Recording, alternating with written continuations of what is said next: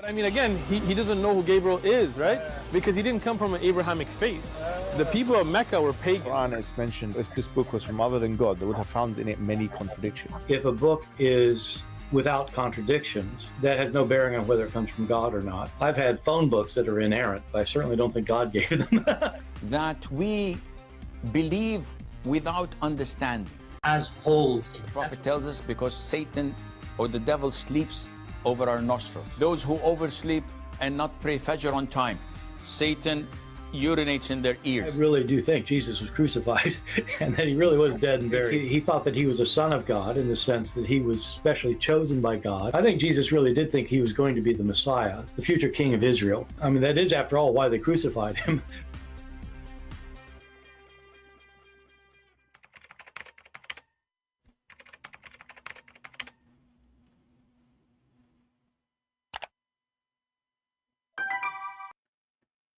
Hello everyone, and peace of Christ all of you. Please invite your friends and let us have some good time together.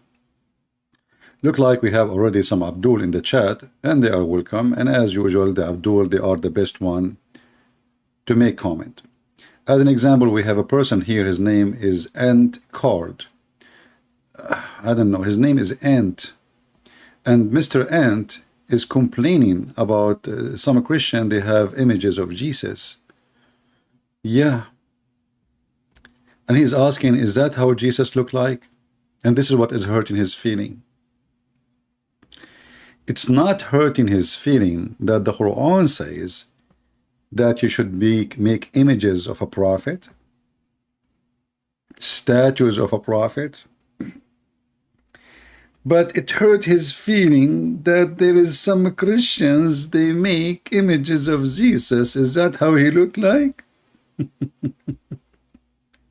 Do even those by Abdul knew what is written in their book, their silly book, the Quran, the yellow page of Muhammad? If we go right now to the Quran, even though that's not our topic, but just for a laugh, isn't it this is your stupid book? Allah, he gave an order to his prophet to build temples full of statues and images. And brother, if you look at the Muslim translation, it says images. The word statues is gone. The word statues is gone. You change the translator. We go to different Abdul, because every Abdul, he have different Quran. And the proof in front of you. Different words, different meaning, different story.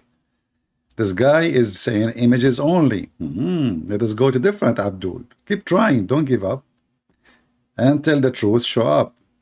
One of them, by mistake, he will say truth, and the word statues will appear. Oh, okay, there is no statues here. There's a statues. Abdul? So you are coming to the Christian, and by the way, your name is Ant. Shouldn't you make a statues for the ant who spoke to Solomon? And Solomon, he could understood her speech? I mean, the Muslims, I mean, your stories doesn't make sense. How you have images of Jesus? Oh boy. Let us go to our topic. The Abduls non-stop, they attack always the Bible, right? As we see, always.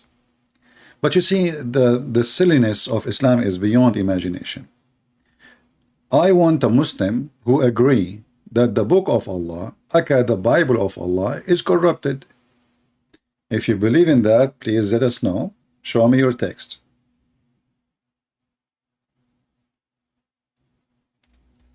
If you are a Muhammadan here, don't hesitate to say, I agree.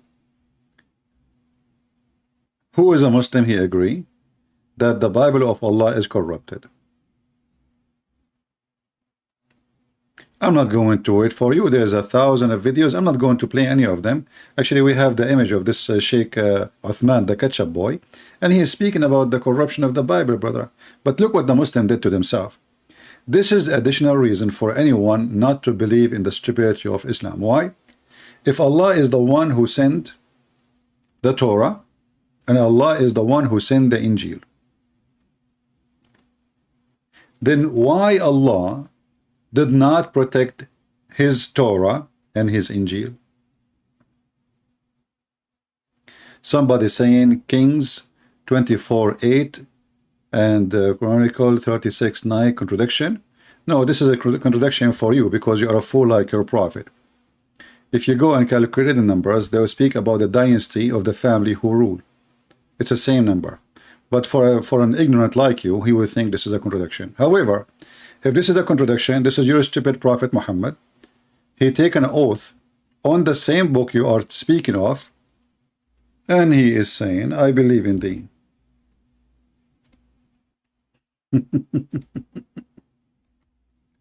So you Muslims are really weird and very funny. In one hand, we find your prophet swear by it. In the other hand, you Muslims are looking for a contradiction. So, are you saying your prophet, he swear by a book full of contradiction? Was he a hypocrite? Wasn't he? Huh? So this is your stupid prophet taking an oath. He said to the Jews, bring me your book. They brought him the books. He put it in a cushion. He took the cushion from underneath of him, and he respected the book very much. And then he said, he put his hand on it, and he says, I believe in thee and the one who sent thee. But the poor you is looking for a contradiction. And you know, the book is you are even speaking of. You see, even if those books is even not exist, they will not add anything, they will not take anything. You know, the Muslim, when they speak, they are like a chicken, but it's a rooster trying to lay eggs. Did you ask yourself even what this book is about? This is a book of history. It's not about God speaking. This king, he lived here. This king, he died there. This king, he have a son. This guy have a wife. This guy was bad. This is not God. The Quran is the book of God, supposedly, and everything in the Quran, word by word, is by God, right? But the Quran is a book of stupidity. All of it is contradiction. Your God, Allah, did not even remember which one he created first, the stars or the mountains. One verse of the stars, one verse is the mountains. So at least when you want to bring a contradiction, bring something can make a difference. Let us say, for the sake of argument, that was a mistake. But that is just a history. This is not God talking.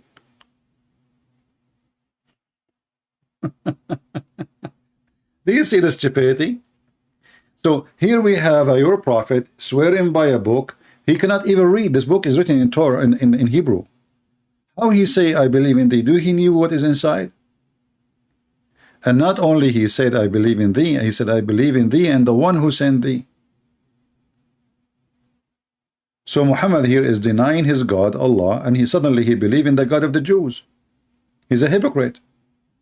If the Torah and the book of the Christians is wrong, and then Muhammad, he say, I believe in you, I believe even in the one who sent thee, and we know that the one who sent thee is not Allah, and he believe in thee, and in the same time the Quran says that the Jews, they say, they believe that Uzair is a son of Allah. So how the Edith Muhammad, he says he believe in thee, and thee supposedly have a story about Uzair. Do you remember Mimi Hijab when he was speaking to David Wood? He says to him, not a single Jew believe God has a son. Not a single Jew believe in Trinity. This is the Quran says all the Jews believe that God has a son. And this is what happened when you debate idiots. And you have to take advantage of those idiots. You know what I mean? Because they are the best to expose their cult. But those idiots, they choose the one they want to debate with carefully, so they will not get busted so fast and so easy. So look what happened now. We have a book, supposedly it's corrupted. The Jews, they believe that Allah, he have a son. His name is Uzair, not Israel. This is a lie. There's Israel does not exist in the whole Quran. Here we go. The Arabic, it says Uzair. And then Muhammad, he says, as we showed you in the hadith, I believe in thee and the one who sent thee. So he believed that Allah have a son. If this is what the Jews teach. And then if we check, we cannot find one single Jew believed ever in someone, his name is Uzair, and they believe that he is a son of God. And we challenge any Muslim to show us any reference.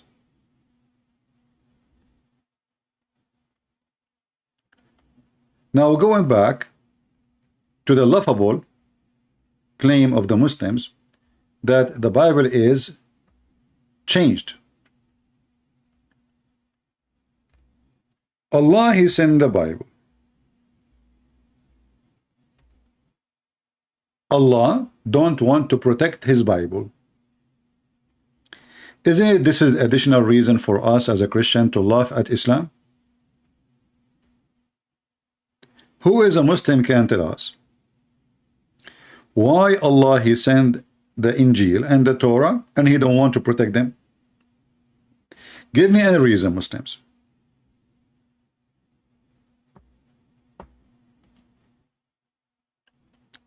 And card, if you want to change my topic, I will block you. And I can find you. Your prophet says that my nation will be 73 sect. One of them will be truthful and the rest will go to hell. So don't make me send you free shipping and hand it into Allah. Focus with me. If you have an answer from my topic, you are welcome. If you want to post things that have nothing to do with my topic, I will send you to Allah. As simple as that. The Muslim, he come to the chat. He knew that there is some idiot. They love the division, you know, the Satan. So he say Catholic, Protestant. So if there is some fool, they will start fighting. It doesn't work here, Abdul. We are not Shia and Sunni killing each other. This is for donkeys. I am not a Catholic. My Catholic brothers are my brothers and sisters. Okay, Palestine. Then don't act like a donkey. So focus with me.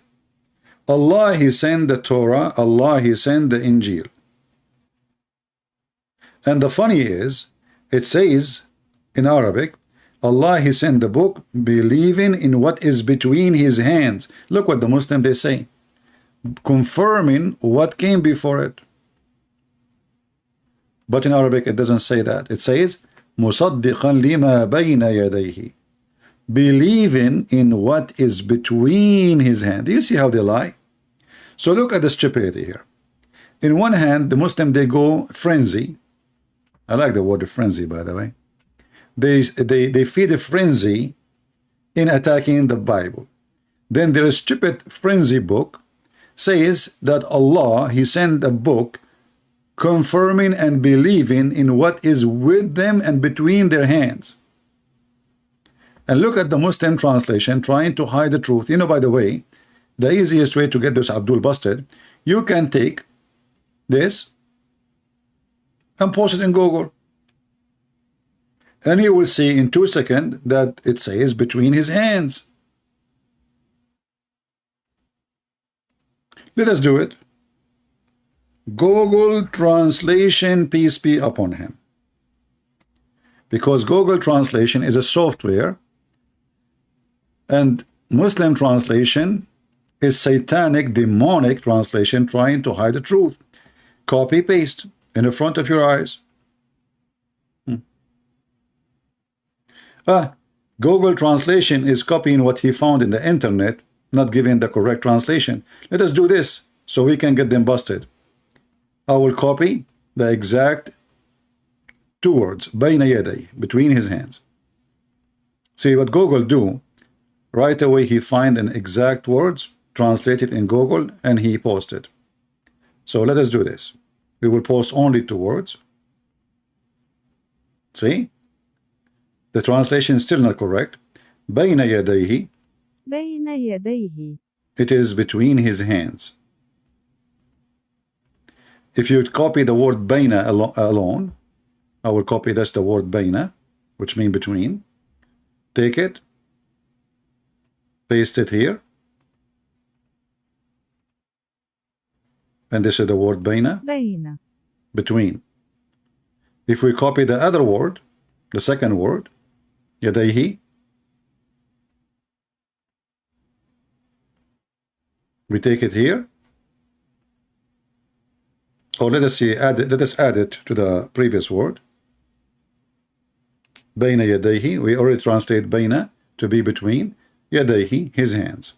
You see? So the Quran says something, the Muslim they say something else, and they translate something else. This is why I say always to you, you cannot learn Islam from a Muhammadan. They lie. And in case you do not believe, look at the translation.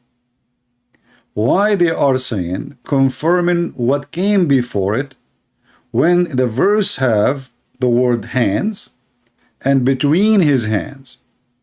There's a huge difference. What came before it, we do not know. Okay, maybe before it was there. Maybe it's not to exist no more. Came before it, maybe a long time ago. But here it says, what is between his hands. There's a huge difference. Actually, I'm going to do this. I will keep changing translation until we find one Muslim, by mistake, he said the truth. Let us see if we can find. This one is saying confirming earlier books. Different one. I will keep changing translation one by one. Came before it. Muhammad Asad. Look what Muhammad Asad says. Confirming whatever there still remain of the earlier revelation. So do you see why they are trying to hide what the Quran is saying? Because this is a stupid verse. Either you confirm what is between their hands, which means what is between their hands, it is true.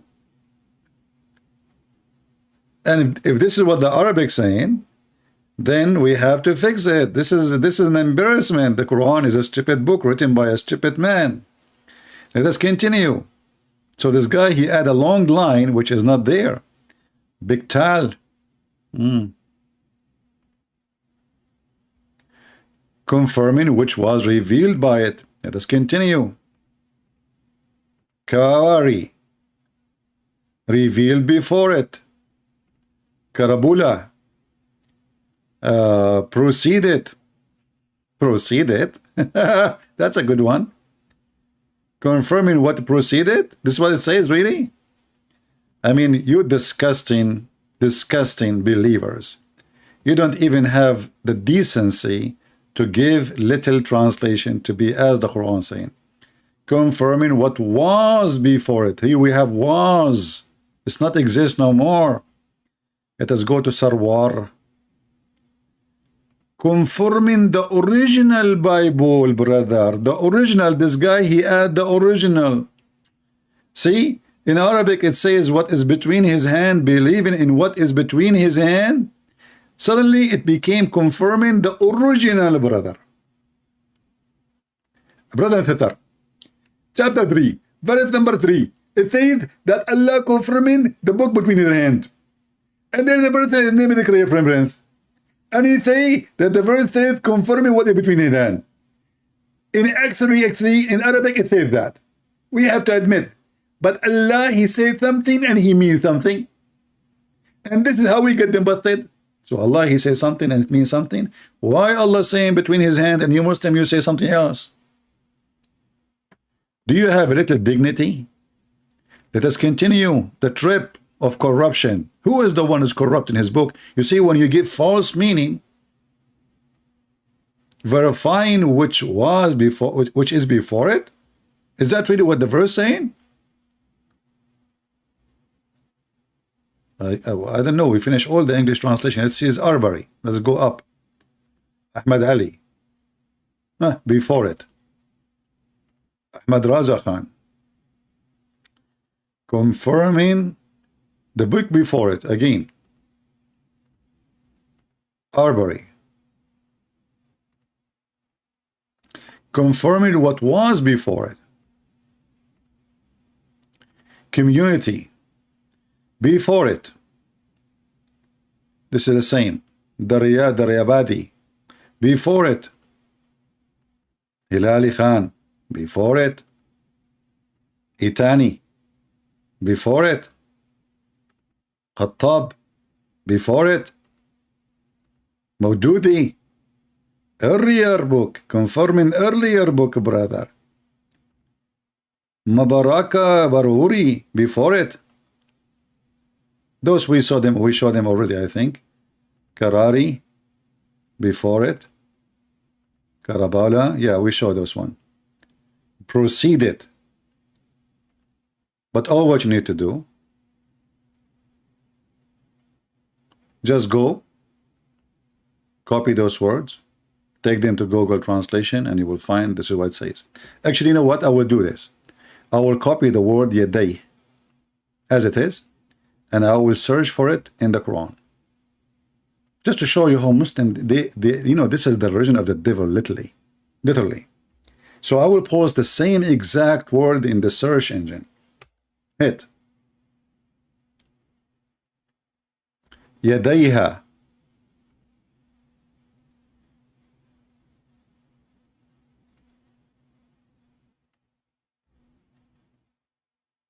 Succession, generation. Even this one is they are lying about. Okay. فَوَيْلٌ لِلَّذِينَ يَكْتُبُونَ الْكِتَابَ بِأَيْدِيهِمْ. What أيديهم mean? Let us see. By their own hands. You see? يَدَيْهِ, أيدي is the same word. Their own hands. And who is the one who write the book by their own hands? The Muslims. Did Muhammad write the Quran? No. Did Ibn Uthman wrote the Quran? No. Whoever wrote the Quran, they wrote it by their own hands. The Muslim, they will say to you, oh no, they are saying that the one who write his own, you know, his own verses, like he making things up, right? No problem. I can take it this way. But we have a proof that the whole Quran cannot be from God. From the beginning, from the first chapter to the last chapter.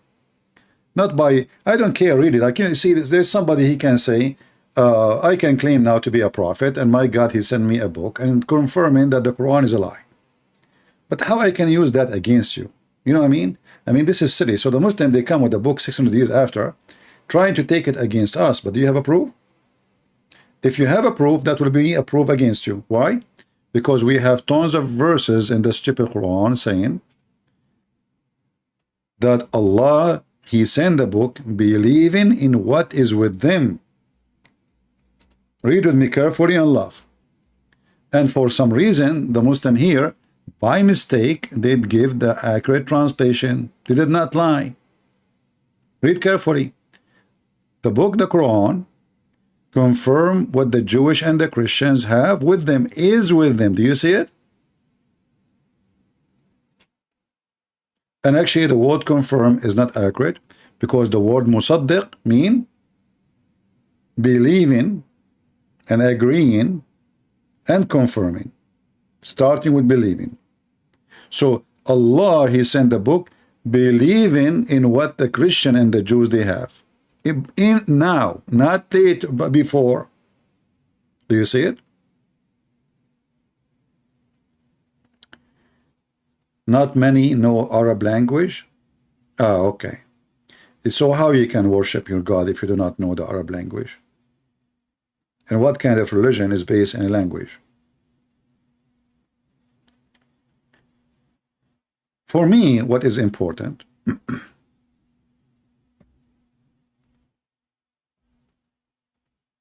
that when the Muslims, they say that the gospel of Allah and the Torah of Allah, if they ever exist, they are corrupted, they are giving us additional reason to believe that Islam is a fraud.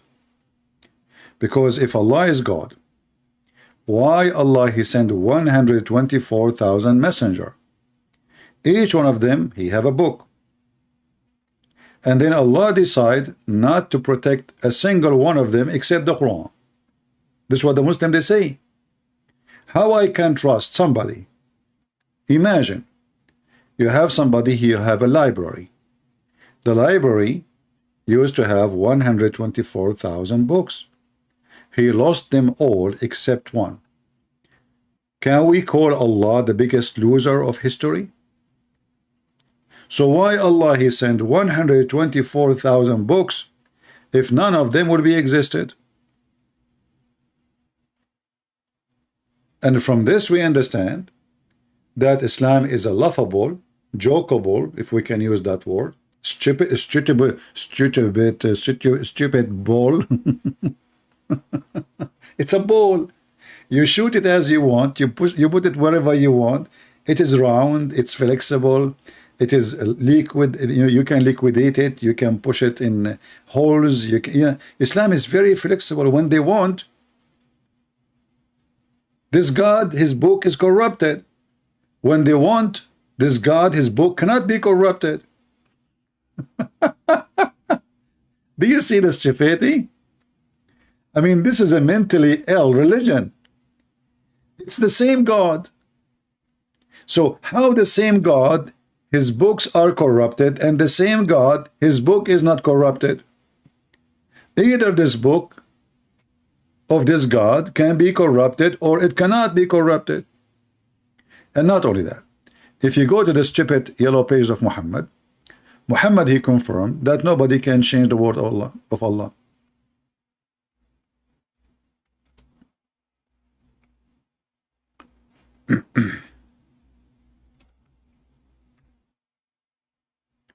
Read carefully. Chapter 6, verse number 34.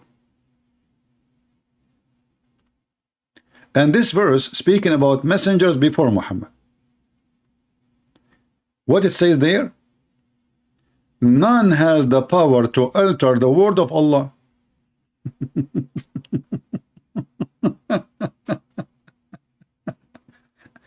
Isn't this is a stupid religion? Nobody can alter the word of Allah. And those idiots, they shout everywhere, the book of Allah, the gospel, and the Torah is a change, brother. You see why we laugh at this? This is not a religion. This is a teenage. It's not even a teenage. It's not even a kid. No one can change the word of Allah. And then the Abdul, they ask the Abdul, they will say, oh, he hint here the Quran. Look, hold on. It says here about messengers came before Muhammad. Messenger before you have been given the lie to. And they heard them.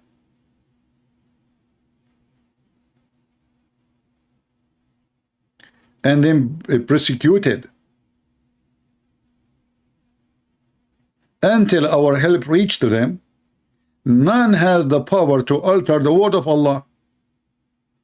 So the whole verse is speaking about messengers who came before. Do you see it? So how this is stupid God? He is saying nobody can alter the word of Allah. The word of Allah is all his words. Is the Quran is only word of Allah?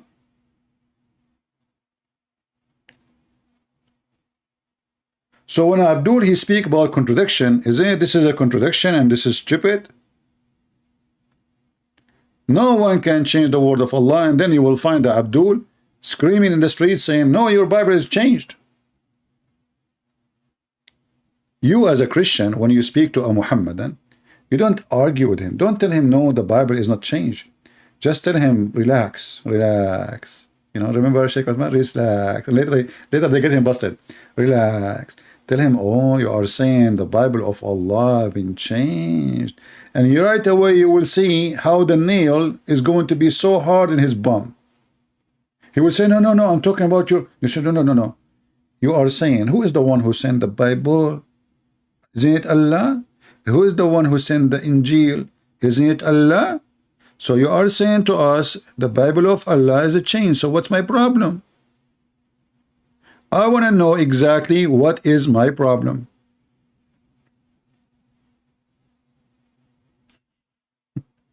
He is your book. This is your book, Muslims. And he is your God. He is the one who sent it. And you are saying to us, the book of your God is changed. So what's my problem? Any Muslim can help me?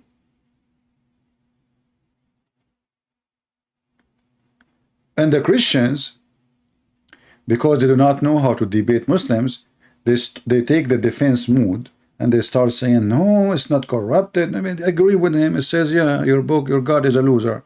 The second you say that, you know, he will change the topic. He will switch. He don't want to talk about it. When you say to me that your God, he promised that nobody can change his words. And you say to me that Allah is the one who sent the gospel. It's called Injil, which is weird. I mean, why Allah he chose the Greek word? Was Jesus born into the Greek people?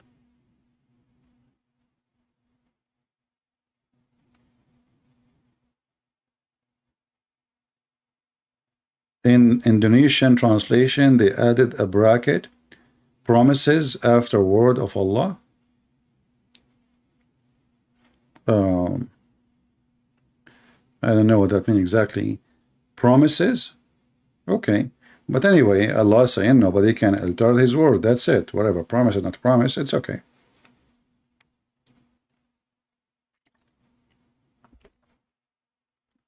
Let us go to different level of stupidity. Shall we?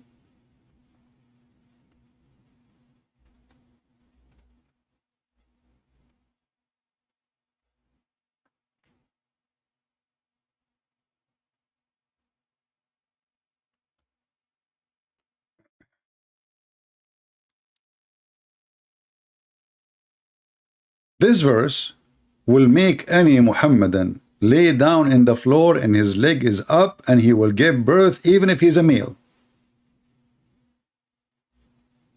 Even if he is a male, they will give birth. And by the way, you will have a twin. Look at this stupid God. Allah gave the Jewish the Torah. He gave it to who? He gave it to Moses. Wonderful. Therein was guidance and light. Yes, you know, Moses, when you open the Torah, there's a lot of light come from there. By its standard, have been the judge the Jews, by the prophet who bowed between two brackets as in Islam. They are Muslims. I mean, this is funny religion. So why you call them Jews? I mean, you just say Jews. You stupid, you just say Jews. So why you call them Muslims? And then Allah, he entrusted the doctors and the rabbis to protect the book. Who is a Muslim agree with this verse?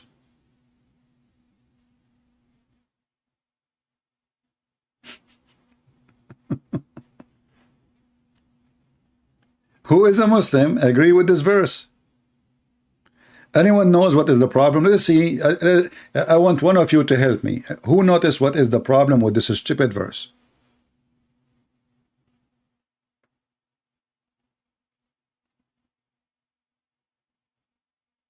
Who have a sharp image, a vision, sorry. What is the problem with this verse? Oh, the Muslim, they add a bracket always because the Quran is so clear, supposedly. And the more bracket they add, the more they prove that the Quran is made in perfect Arabic. Anyone notice what the problem? Nobody? Okay. Do you see the word entrusted? Do you see it? Entrusted. What entrusted means? Somebody help me. What the word entrusted mean? When somebody says, I trusted you, what does that mean exactly?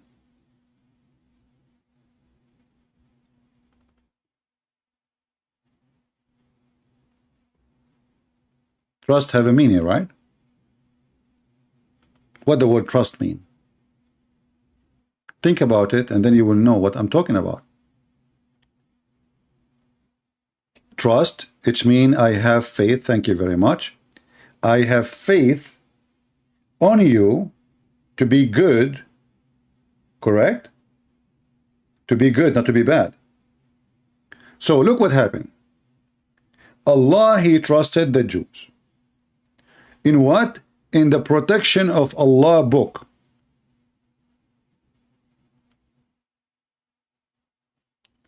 Anyone knows what that means?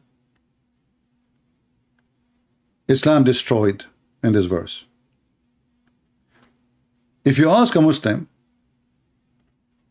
do Allah knew the future? What the Abdul will say? Sure, Allah, he knew the future. What are you talking about? Yeah, he knew the future. Okay. Allah, he knew the future. Do Allah knew that those Jews, they are not trustworthy?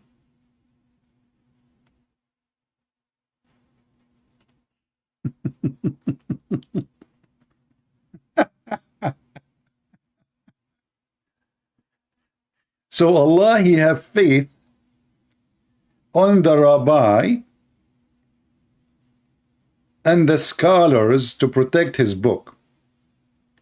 But the rabbi and the scholar, they gave Allah a finger.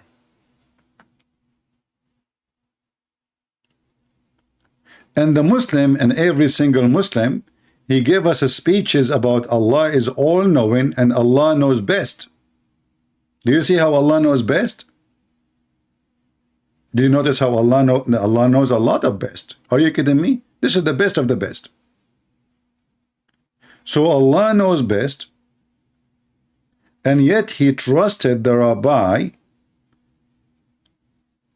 and the doctors of the law, the high rank of the Jews, in the protection of Allah book. Who is a Muslim want to tell me, did Allah made a wrong decision?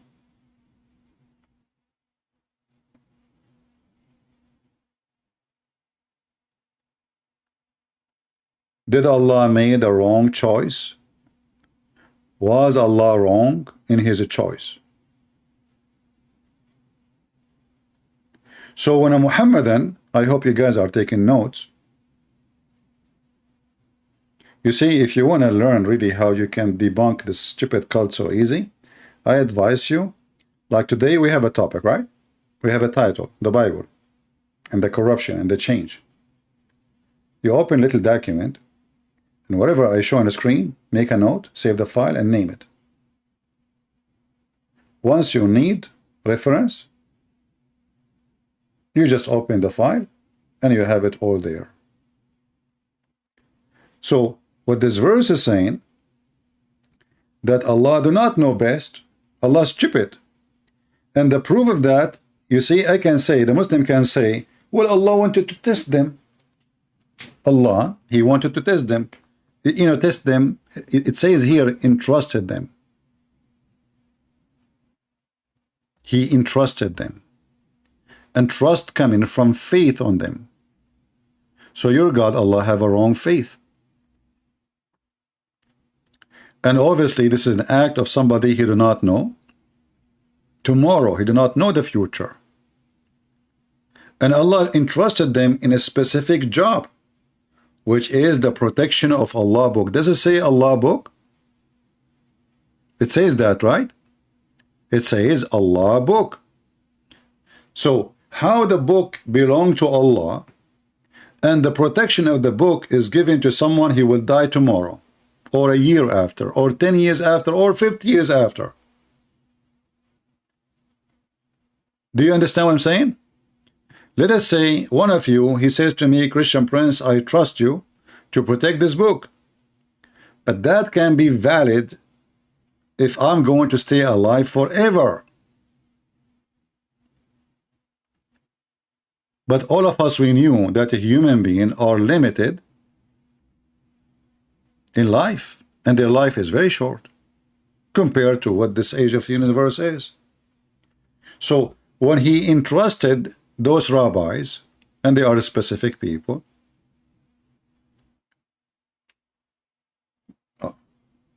how they can protect the book forever? They are just a bunch of rabbis. They will die 10 years, 20 years, they will be dead. And those are rabbi, which mean already they are old. You see, it says it clearly, they are the doctors of the law and they are the rabbis. You don't become a rabbi and you are a kid, a teenage. Those are already old men. So they will have a life maybe 20, 30 years more, 40 years more. But they cannot be entrusted to protect the book of God, for their life is not forever. So here you see again the stupidity of the so-called book of Allah. They complain about corruption of the Torah and the gospel. Then the same book confirm the Torah and the gospel. And the same book says that Allah trusted the Jews to protect the Torah and the Torah here at least, you know, and the rabbi. And even it says he trusted them, you know, not to fear any man. Right? But trust trust is a big word. When somebody trusts somebody, it's mean in that moment he believes that those people are really, really good. They are trustworthy. So when Allah, he trusted the rabbis, obviously, based on what Muslims they say today that the Torah is a change, obviously Allah trust was a foolish trust. Therefore, Allah is a fool. Any Muslim don't agree with me?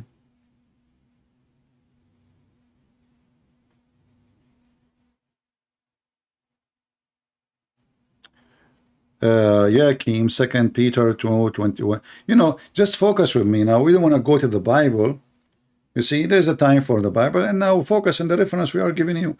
False prophet, you do not, you know, in Islam, you do not need to prove Muhammad to be a false prophet. This guy, everything he says is stupid. You see, Islam is the easiest stupid cult to defeat. The problem I find, the difficulty with Islam, that all the media in the world, YouTube, look, I cannot collect donation here, right? If you are a Muslim, you collect donation, you have advertising. I cannot say a word. I cannot even keep my videos. Muslim, they have videos in teaching terrorism, hatred, and their video is there and nobody take it down. So our problem is not how hard to expose the garbage of Muhammad. Our problem is that there is a major force, satanic force in this earth sponsoring this cult, and they don't want the voice of the truth to be heard. This is the truth. If I have a channel speaking, supporting Islam, none of my video will be taken down, and all of you know that. And I will never need to delete one video.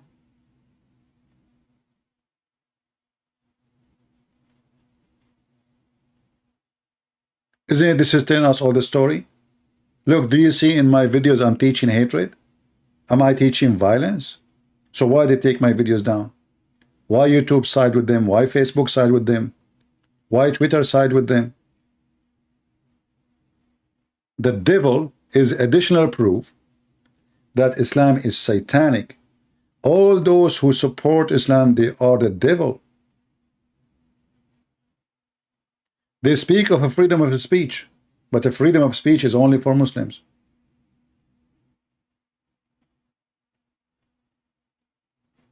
Or for atheists.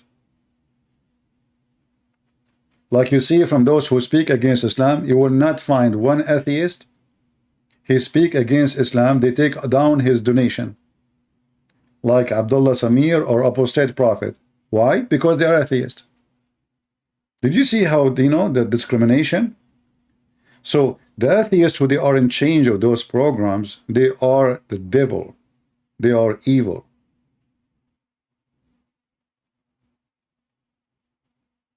If I am an atheist, my channel will be fine.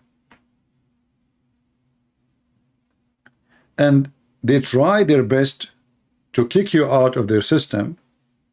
And this is what happened to David Wood. David Wood, you know, they took the donation off, they took the advertising, they took, and they keep sending him warning after warning, you know, take this video down, take that video down. So the guy, he gave up. But that will not work with me. You take this channel, I will make 10 channels. Who cares?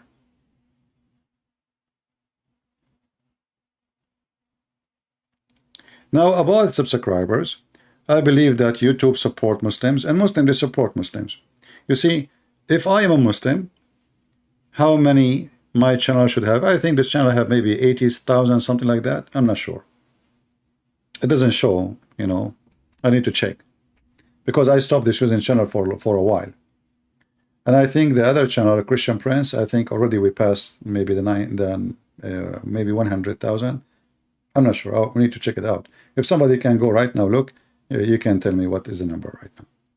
And that one we stopped, you know, using it, and we came here, so we can switch between them. But the truth is that Islam is very easy to debunk and to prove to be stupid, and we are victorious. Even you see how many people they try to promote Islam just to make money. A reaction, like there's a guy, we made a video about him from Albania, Serbia, or I don't know where he is from. A reaction of a Christian for Allah, he is the true God. Yet the guy, he keep calling himself a Christian just to get click. Because he knew that the Muslim, they will flood his video. They will share it.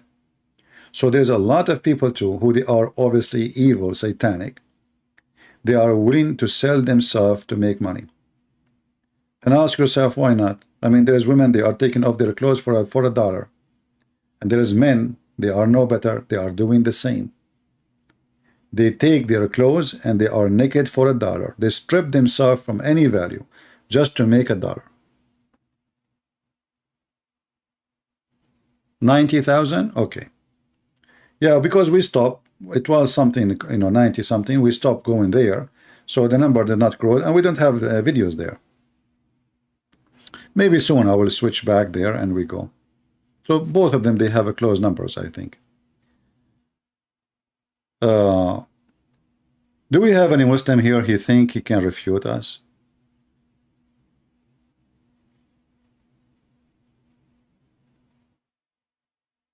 Anyone? Any Muslim can answer the stupidity of Allah? And do me a favor, when a Muslim, he says to you that the Bible is corrupt, right away say to him, yeah, the Bible of Allah is corrupt, and right away look at his face. You will see how his face will become like a watermelon without water.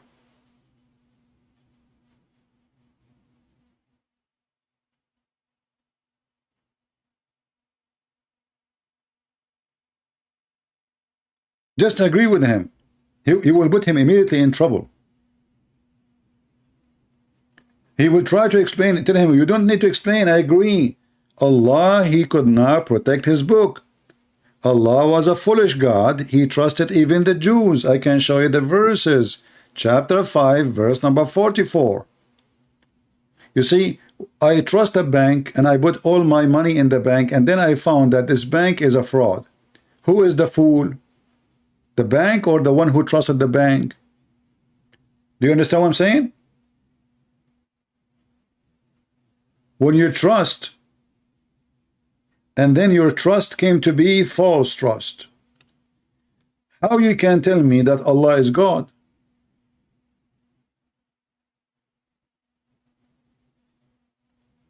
Well, watermelon actually doesn't describe a Muslim too much, except that a watermelon have holes. You see, do you know that the Muslim, they have fatwas that you can have sex with watermelon? I'm serious. I mean, this is a religion, is not only satanic, it's sexual, weird. I mean, why in the world anyone, how in the world that there is a man, he is going to have sex with watermelon?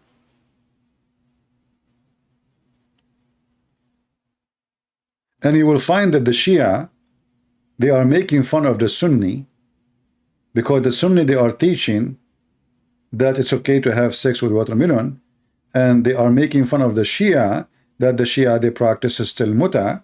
So the Shia, they ask the Sunni, well, do we need witnesses when you marry a water woman? Is it lawful to have sex with watermelon she is not mature? Is it okay if she is under the age of 6? There's a website. Let me see what the name it was. I forgot the name. I think Shia Pan something. Let me find it for you so you die laughing. I don't want you to die. I'm just joking. The morality of Sunni. Here we go. I found it. Shia Pen, Revealing the Truth, Chapter 8, Example of Sunni Morality. Sunni is the Muslim Sunni sect. The Shia and Sunni, they are the enemies. And if you read, you will go crazy. You will die laughing. This is the dialogue between Muslim Sunni and Muslim Shia, fighting against each other, exposing each other, and trying to win let us say, you know, Shia trying to make Sunni become Shia, and Shia trying to make, etc., like, you know, against each other. So look what this here says. Third example of Sunni morality: Sunni ulama means scholars, has ruled or have ruled on the principality of having sex with watermelon. And here is the reference. Ibn al-Qayyim, he said, if a man make a hole in a watermelon or a piece of daw, even daw, like how Allah, can you trust? You see, we are using the word trust now. Can you trust a Muslim to buy from him a watermelon? Can you? Most likely is going to be used and sexually abused. So read with me. Educate yourself sexually. Let us see how many of you will go to Walmart immediately and look for watermelon. So watermelon or a piece of daw. Women, Muslim women, don't let your husband get close to the daw. You are making bread, he will have sex with it. Piece of daw or leather skin, what the heck? Or statues, don't take a Muslim to the museum.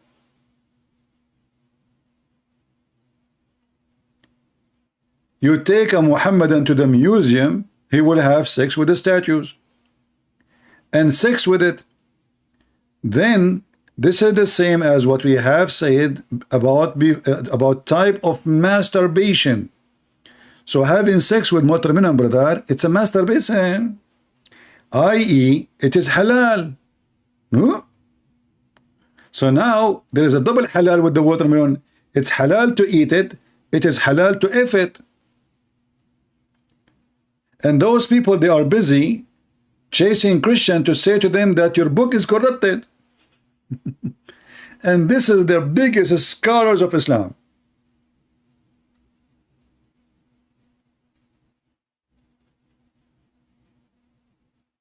Here the Shia, they are asking the Muslim Sunni some questions, serious questions. So look what they said.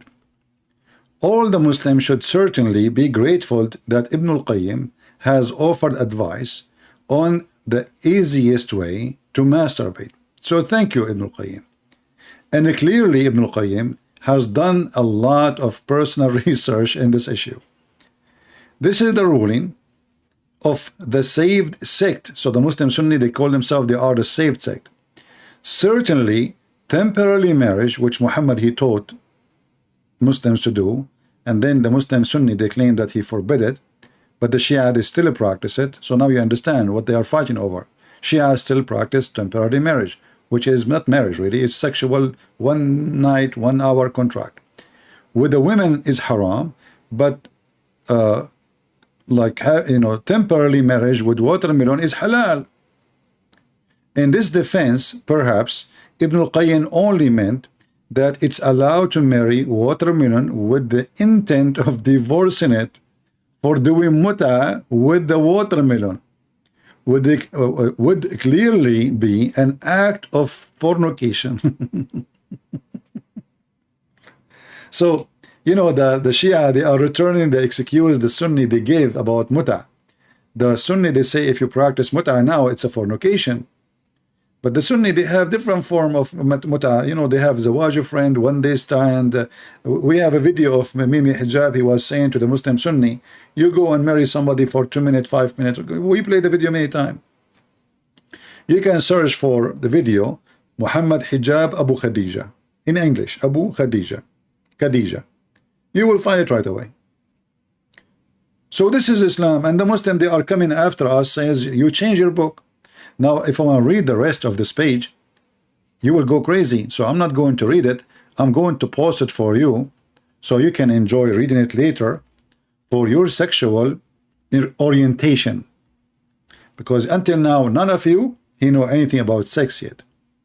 The only one is expert with the art of sex is the Muhammadan and the Muslim Sunni specifically. Watermelon. And then the conversation here continue. It says, well, it seemed that Nasibi, this is how the Shia, they call the Muslim Sunni, Nasibi logic, have sex with any women as one can afford is utterly immoral. So this is what the Muslim believe actually. Having sex with as many women as you can, as long you can afford. You see it? Prostitution, this is Islam. And then, but having sex with as many watermelon as one can afford is not. Based on this, let us ask him some questions about ahkam related, ahkam mean rules related to having sex with watermelon. Are there any conditions as the age of the watermelon? This is a good question. She's young, she's old, she is virgin.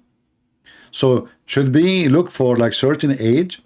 For example, is it allowed to perform marriage with the intent of divorce with a newly grown watermelon? Or must one wait until the watermelon is 9 years old? I mean, do you see the mockery? This is religion. Both of them, they believe in the same garbage, by the way. This is the truth.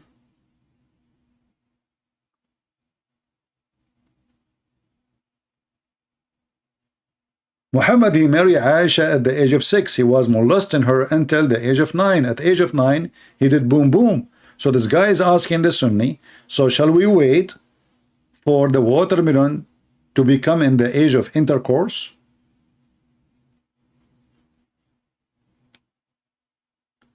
Here he asks, must it be a biased watermelon, or it is permissible to contract marriage with intent of divorce with watermelon that is known to get around?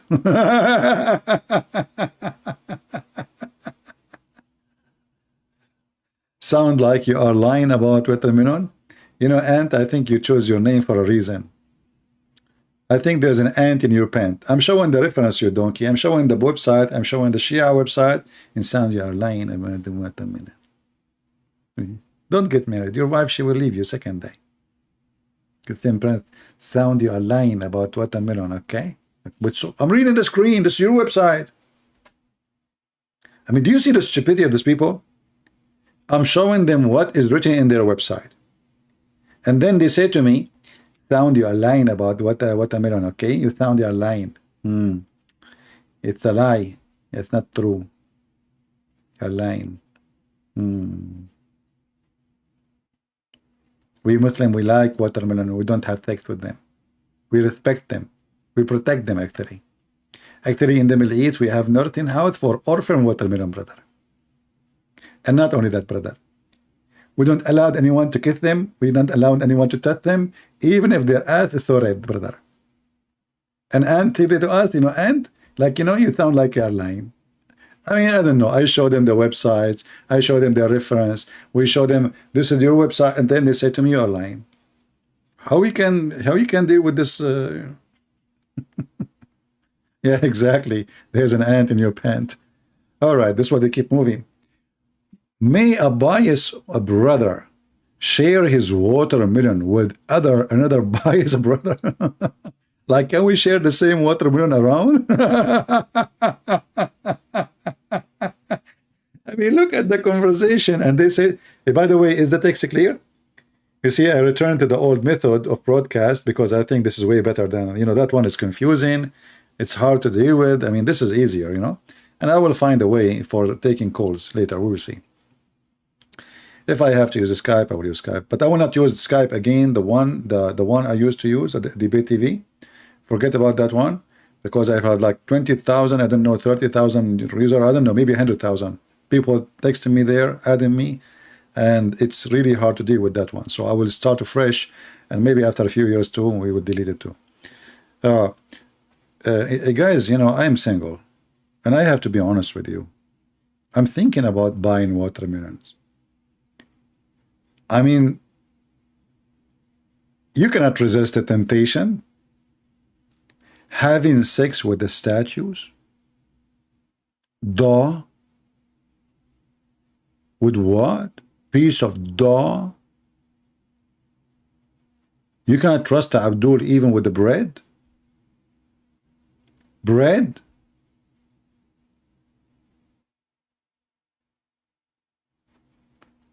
You leave him with watermelon, he if it. You leave him with the bread, he if it. Leather skin? Statues? You take him, don't take him to Rome.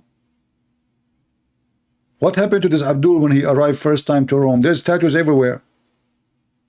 He will have sex with the statues of Caesar. He will be holding Caesar from his behind, and they will say to him, what are you doing, man? Is that how much you love him? As statues?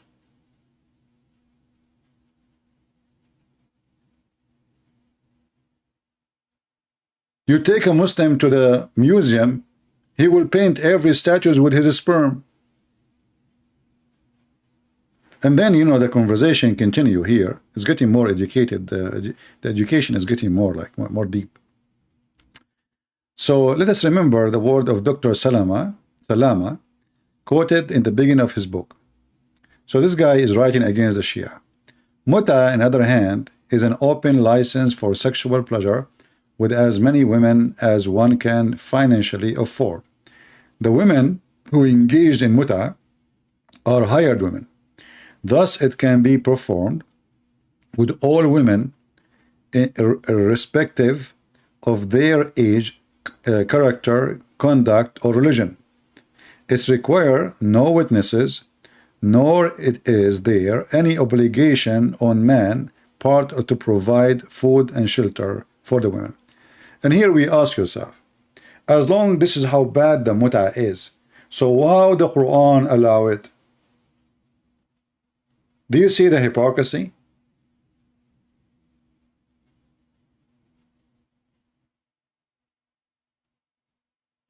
Your Muslim friend, he said he do not know about watermelon. Did your Muslim friend, do you know that you are an ant? Huh?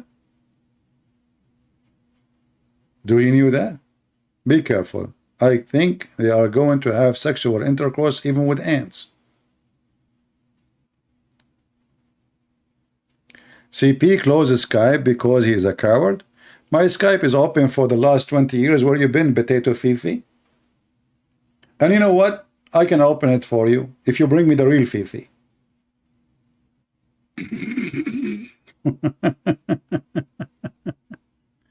Just get lost, son of Muta.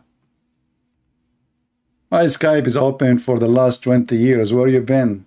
Potato. And by the way, it's still open. I can open it now. Do you want to play? Do you have watermelon with you?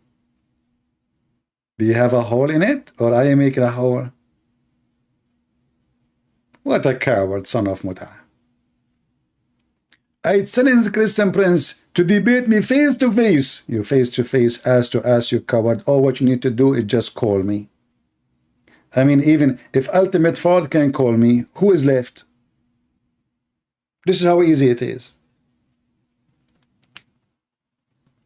Yeah, no exaggeration, 20 years.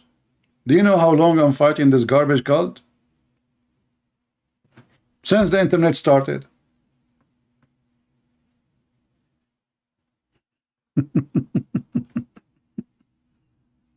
No exaggeration.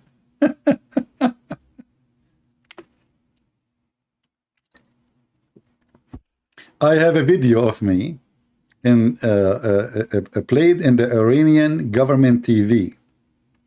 They made a program about Islamophobia.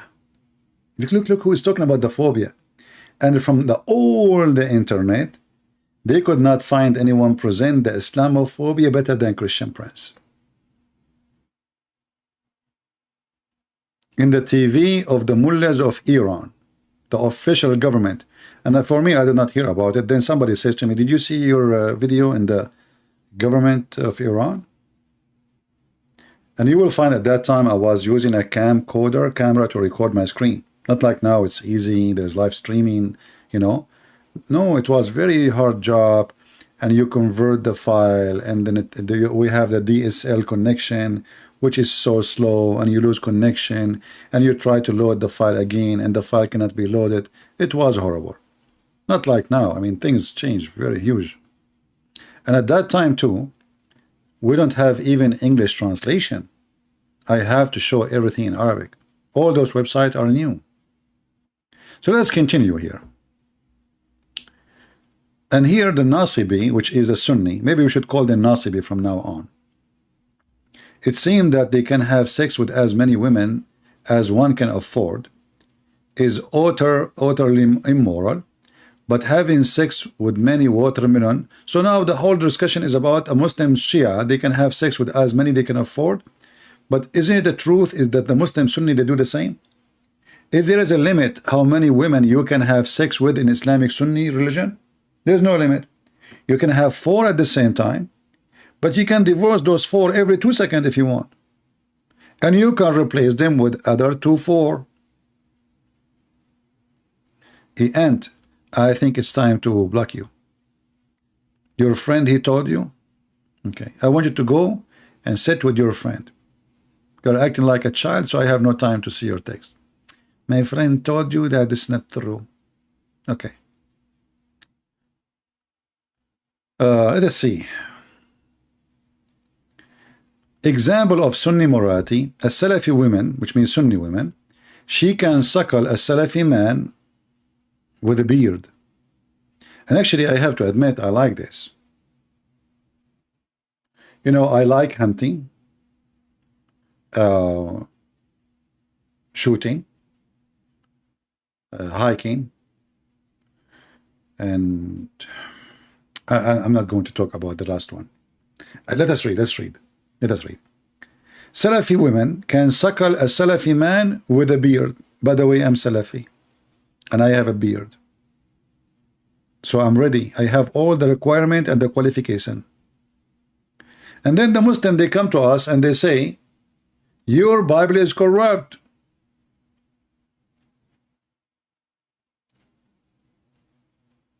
I mean, do you see the stupidity? All the garbage we see in front of us.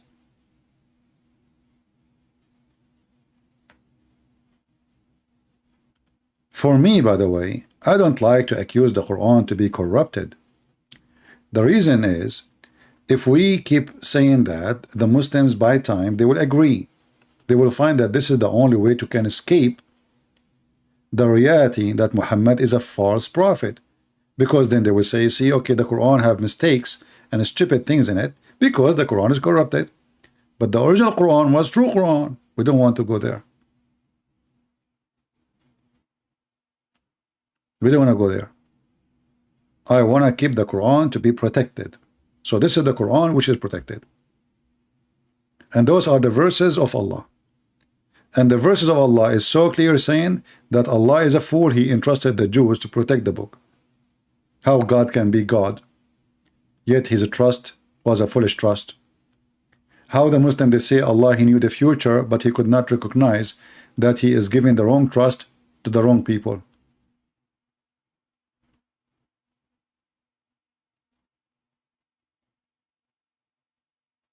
Otherwise, we can show tons of reference and proofs that the Quran changed.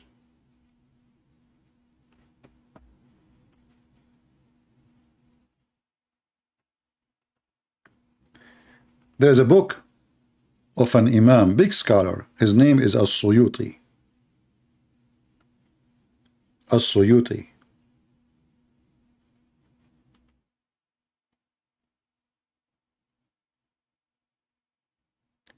He have endless number of quotation. He put them in his book to make it easier for people to see. Of reference about the Quran being lost and corrupt.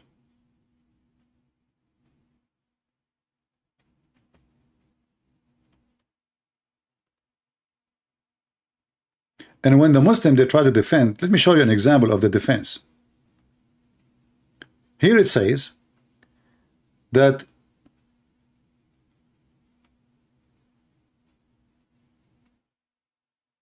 Ibn Abi Ka'b, a man his name, and Abi Ibn Ka'b, he says, how many, the chapter of Al-Ahzab. This is the same chapter I speak about, you can do work as a pimp, if you remember. He said, what we read now is about 70 something verses. And then he continues saying, and I did read it with the Prophet of Allah, equal size to the chapter of the cow, even longer. And in it was the verses of stoning to death, Ar-Rajm.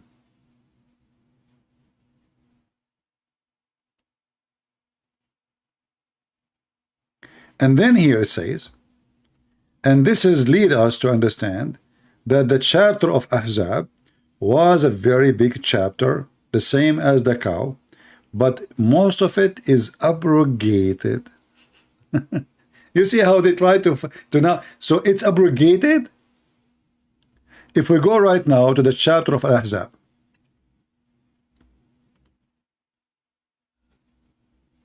this is a chapter 33. Let us go to the end. Look how long it is, 73 verses. 73, the last one is 73. See it? Okay, wonderful. We just saw that the chapter of Al-Ahzab used to be equal to the cow chapter and even longer. Let us go to the cow chapter. Chapter number 2. And again we go to the last verse. This is the longest chapter in the Quran. Look how long it is.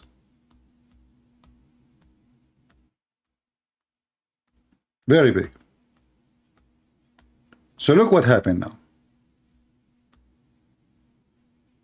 How many verses this chapter is?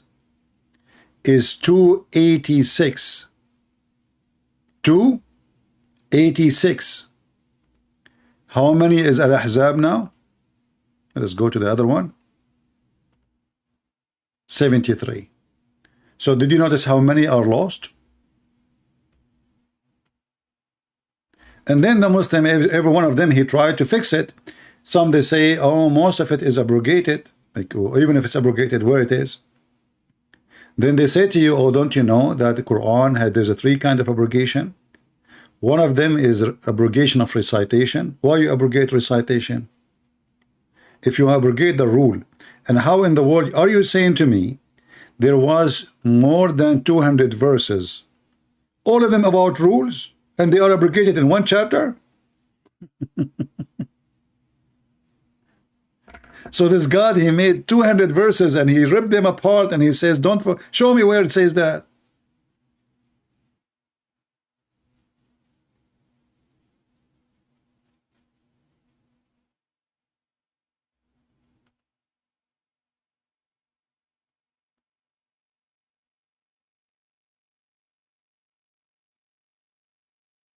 If we calculate 286 minus 73, there's 213 verses missing in one chapter. Just in one chapter. Just in one chapter. 213.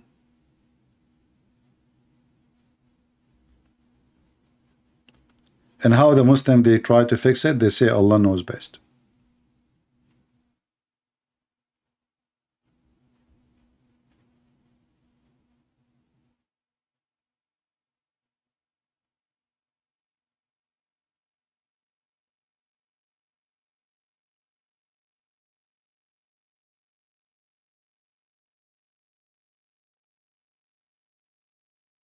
We can go to different hadith.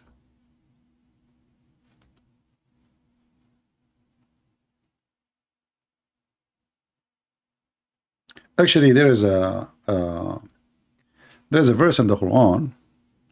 You see, the Muslim, they say is the Quran preserved and blah blah. You know, we laugh, you know, but and for me, as I said, I'm not interested to prove it not to be preserved. But I'm sharing education with you, so in case you need it, you use it.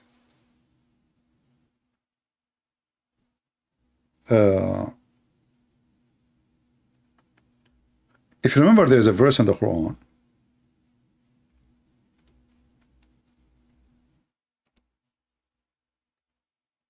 If you go to the video of this potato Uthman, he says the Quran preserved word by word, right? Just to show you a very clear proof.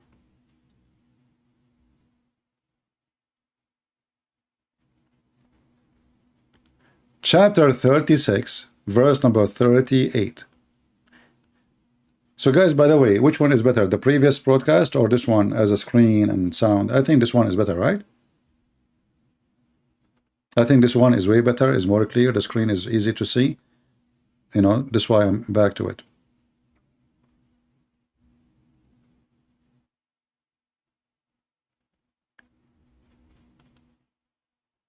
So, do you see what the verse is saying? The verse saying, the sun run to its course. Say his course. I mean, have you ever heard of such? The sun runs his course? What kind of translation? What the heck is that? Let us go different translator. The sun became his now? His course?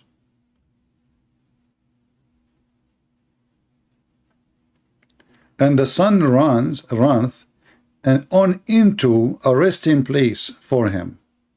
Change the translator. I mean, what the heck is this? What those people are I mean, are they using like software to translate? Look like it. And the sun runs on its fixed course for a term. Okay. So does it say it run or it says it doesn't run? Somebody help me.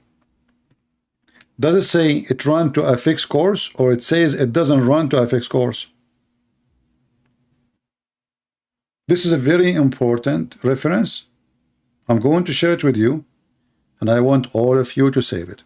So, and the sun runs on its fixed course. So this is what the Quran we have in front of us says. Let us go to Ibn Kathir.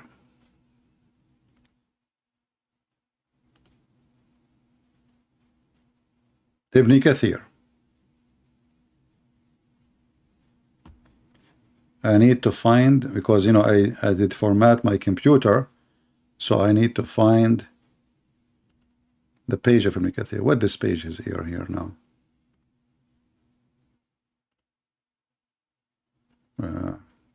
What happened? Okay, Ibn Kathir. Ibn Kathir.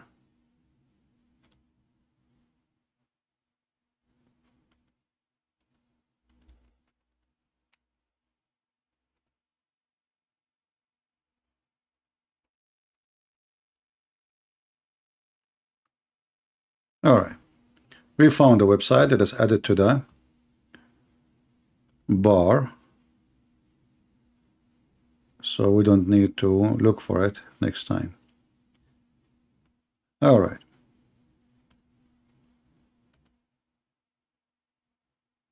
So in Ibn Kathir, let us show you. Oh, we closed the page by mistake. Unbelievable. Unbelievable. All right. So this is Ibn Kathir. Let us put it on the screen again. Chapter 36.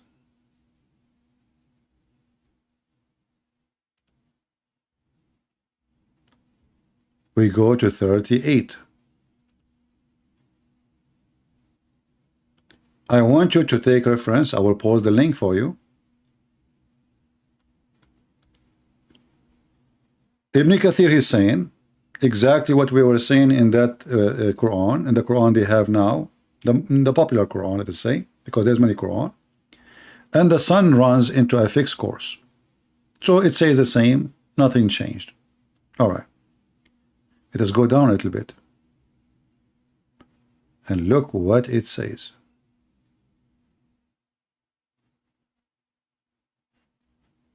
And the sun runs with no fixed course for a term. Do you see it?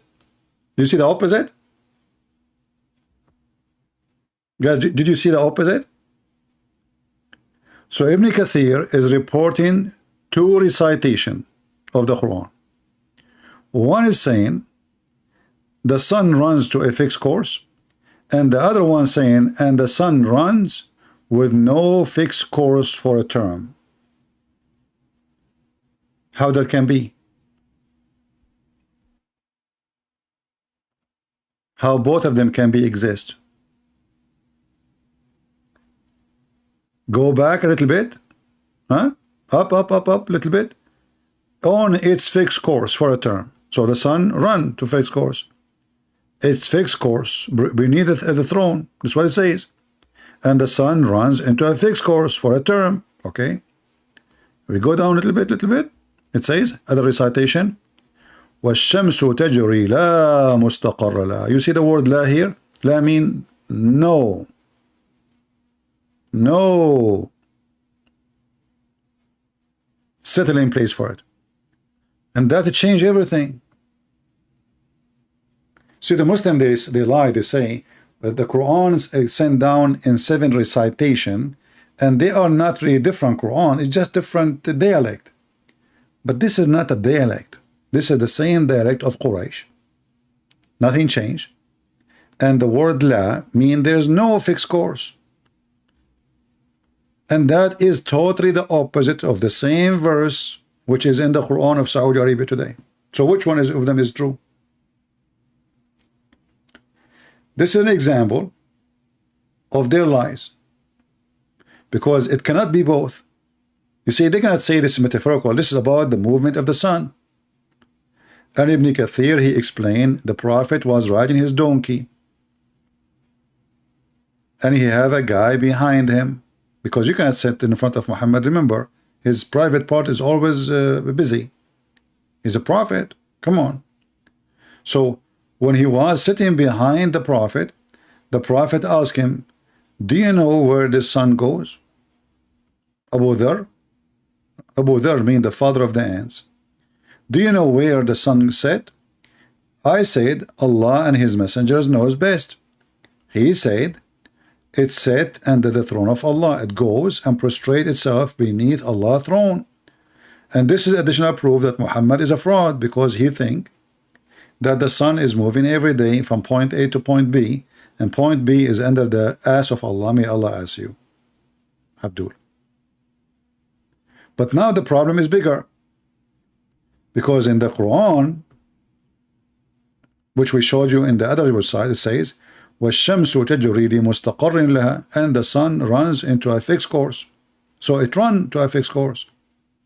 But there is other reading for the Quran, which Muslim cannot dispute, says the opposite. وَالشَّمْسُ تَجْرِي لَا مُسْتَقَرَّ لَهَا, and the sun runs with no fixed course for a term.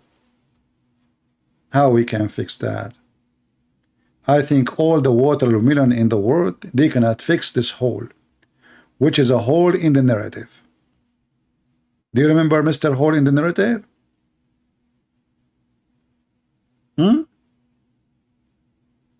How big this hole is? Do the sun runs to a fixed course, or the sun does not run for a fixed course? How both recitation can be true?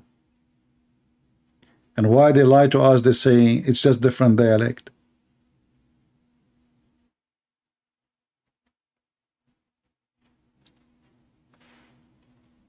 Yeah, all the closer friend of Muhammad, they are father of something, you know. So the Abu Dhar is the father of the ant, Abu Hurairah the father of the cats, Muhammad, his last name is dog, Kilab, his wife the daughter of Jahish, which mean donkey. It's a zoo.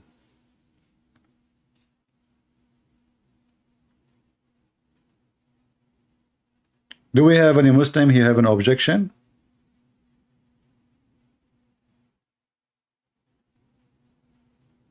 If you have an objection, don't forget to object, because that would make you Muslim. We believe without understanding. I object. You object what? I don't know, whatever you say. But it's not me who's saying that. This is Ibn Kathir. I don't object. I don't care Ibn Kathir. What Ibn Kathir? Ibn Kathir is a Jew. Actually, there's a proof that he was a Hindu. He's a Hindu from Brazil. All Brazil are Hindus. You know, they are Hindu, like, you know, the thing. Abdul, do you know where is Brazil? Yes, Brazil, I know where is Brazil. It's in you know, the Zimbabwe. This is where the Amazon coming, and there's the Nile River, and you know there is Euphrates. What the heck? All of those things is in Zimbabwe? You know, are you sure? Yeah, absolutely, I'm sure. You see, in the old days, when I debate Muslims, if you notice, I used to say, are you sure?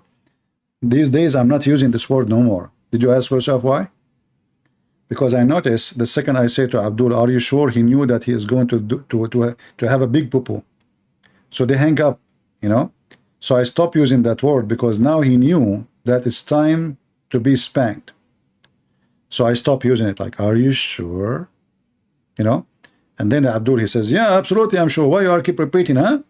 But now they learn that when I say that word, it's mean an earthquake. It's better to flee. So they hang up and they leave. So I stop using the are you sure? So Muslims, are you sure that the sun does not run to a fixed course, or it fixed to a fixed course? Anyone? And you know, if you are laughing about my geography, I'm just learning from Prophet Muhammad. You see, Prophet Muhammad, he went to heaven, and he found in the heaven of Allah, up in the sky, brother, in the sky.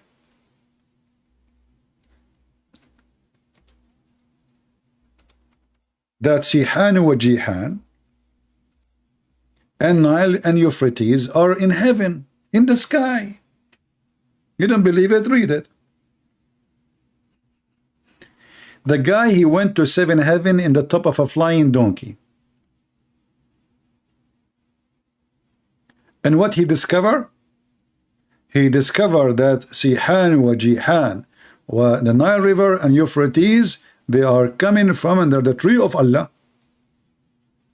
And then you ask yourself, did Muhammad really go to heaven, or he went to Ethiopia? And Nile River is in Ethiopia, and Euphrates in the north of Syria, south of Turkey. How that happen? And Sihan and Jihan is the same.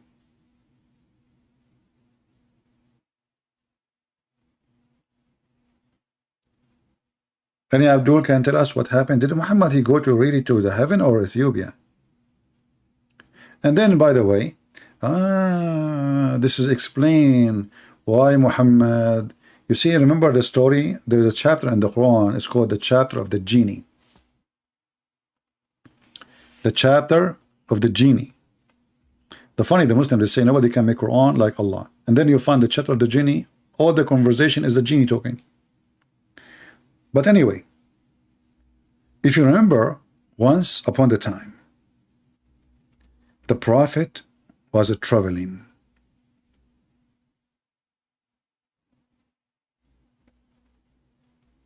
He found a group of black people. In Arabic, they call them az-zut, very dark, with very dark black. And brothers and sisters, do you know what those black guys did to the Prophet? They start riding him. So I am thinking, maybe since Muhammad he went to Euphrates, and where the Nile River is coming from, I think this is where he met those black people, and they were naked, and they were riding Muhammad all day long. All day long.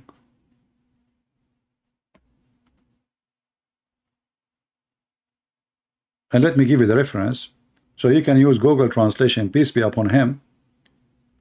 Just open it in browser of Google, and you can click at Google Translation, and you will find the reference. A bunch of black guys, they were riding Prophet Muhammad all day long, to the point at the end of the day he cannot move. And you know, it says Rakibu. You know Rakibu? Oh boy, I have to use my art now. You guys, why you are doing that to me? I mean, you are forcing me to use my skills against my will. I mean, come on. That's not even fair. See, I mean, why they do that to me? Why? Is that because I'm like an Arab and I'm very like kind and nice, you know? So rakibu, let us draw it for you. Draw it. I know, all of you. You cannot wait to see my drawing. I'm born gifted, by the way. Since I was a kid, I was like 1 day old. You know, my mom, she told me, like, I took the, my dad, he have a B7, and I took it and I shoot and I start drawing in the sky with the B7, you know. So like I'm artist since born, you know. Since I was born, I was, alhamdulillah, I was born artistic. And this is a true story. If you don't guess, you don't believe me. And who cares if you believe me or not anyway. So this is a Prophet Muhammad. In order to ride him, he have to go in his four, in his legs and his feet. And the guys, those African guys, according to the story, the one I gave you in the website, they were riding him. I don't know how many of them they were riding him in the same time. This is one of them, his legs is down. This is the second one. The Prophet is strong, by the way. I mean, come on. The guy, he can have 6, like he have the power of 40 men, so he can imagine how many he can handle. So the hadith says in the reference we gave you, they were riding the Prophet, a group of Azut, which is very black people, all day long. The first time I did read this, I asked myself, how in the world this can be happening? And how in the world that the Muslim, they say, they filter anything is insulting to the Prophet. Remember, when the Muslim wrote the books about Muhammad, they said, like Ibn Ishaq, he said that anything is not suitable to be written, I took it off. So this is after the filtration. A group of black men, they rode Muhammad all day long, and they were naked. They were what? They were wearing no clothing.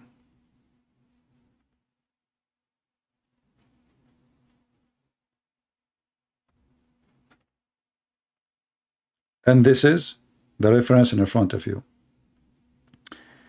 The book of Musnad Imam Ahmad. Let me use Google translation.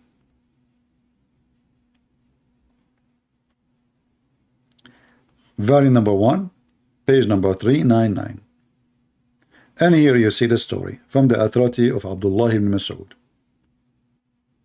This guy, he claimed that he was with the Prophet of Islam when this has happened. So there's a group of black people. Let's see if the translation will come right. You see, they were wearing no clothes on them.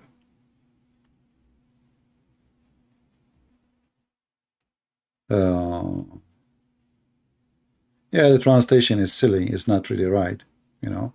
But what you can do, I mean, we have to use Google. Maybe the best is to copy the text like line by line and translate, because sometimes when you put the whole page together, the translation come weird. But let's see where it says they were riding him all day long. Look what it says here. This person, he was terrified, the companion of Muhammad, and he wrote the Quran, by the way. This guy is a Quran writer, or he is a reciter for the Quran. They were riding Muhammad all the way since the morning until night. And then the Prophet, he messenger, he came back. Look what happened. The messenger came back, and he was in pain because they rode him all night and all day, or all day. where it says that they rode him. I'm trying just to read this stupid translation. It is, he came with heavy pain. Here we go. So the Messenger of Allah, he came with heavy pain. Almost he cannot even move, because they rode him all day. And for sure, translation, as I said, is coming horrible. The best way is to take the text, like few lines at the same time, and pause them in Google one by one. I think that is the best way to get a translation.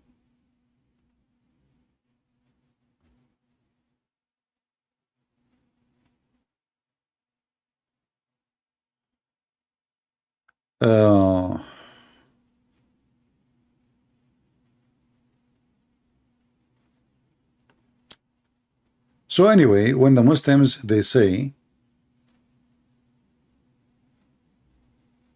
this is the same guy as I blocked, he is just a troll. He called himself a princess now. He was a guy, he became a female by the power of Allah. Well, I hope they will road you, you know. Just go to the Nile River and you get what you deserve. So when somebody he says to you the Bible is corrupt, don't defend it. Say to him the Bible of Allah is corrupt. Let everybody laugh. The second you say that to a Muslim, the Muslim, he will change his mind, he will change the topic, he don't want to talk about it no more. When a Muhammadan he says that the Christians and the Jews, they changed the word of Allah. The Quran in chapter 6 verse number 34, chapter 10 verse number 64 says it clearly, nobody can alter the word of Allah. And this message was about messengers who came before Muhammad. So how the Quran says nobody can change the word of Allah, and the Muslim they say no, you can.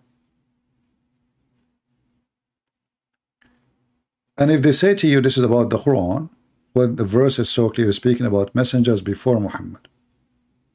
And he did not say the Quran, he says nobody can change the words of Allah. Is the Quran only is the word of Allah, or the gospel and the Torah as Muslim they claim? Then we go to the verses about Allah, he entrusted the Jews.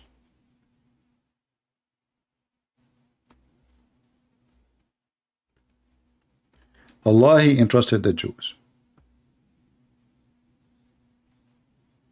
To do what? He entrusted the Jews to protect the Torah. Was Allah aware that his trust is stupid? So if Allah is the one who made such a mistake, is that a mistake?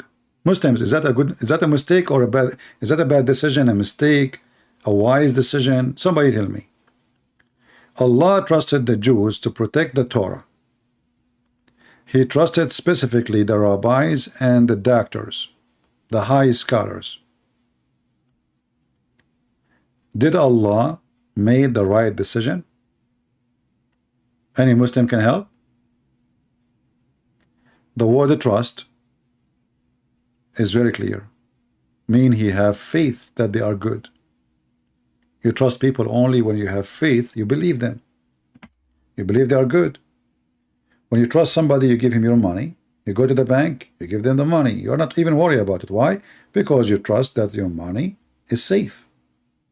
But if that is not the case, if you want to give it to your neighbor, you will be worried about your neighbor taking the money and never show up again. My friend Barahuta, why you have to repeat the same thing 1,000 times? We saw it. Come on. I mean, at least say something useful. So when Allah he say he entrusted, what about you make a comment about what I'm saying instead of repeating the same thing? You know why the Muslim says the Bible is not changed? Because we don't have 4 wives. Say something useful. Allah he trusted. Allah he made a bad decision or good decision, Muslims?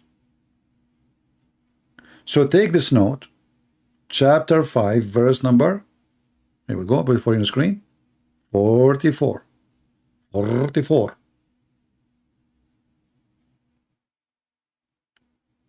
How the stupid Allah he trust the Jews to protect his book?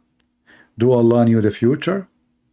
If Allah he knew the future and then he says he trusted them, that means his future was not right. His vision of the future is false. Allah do not know the future.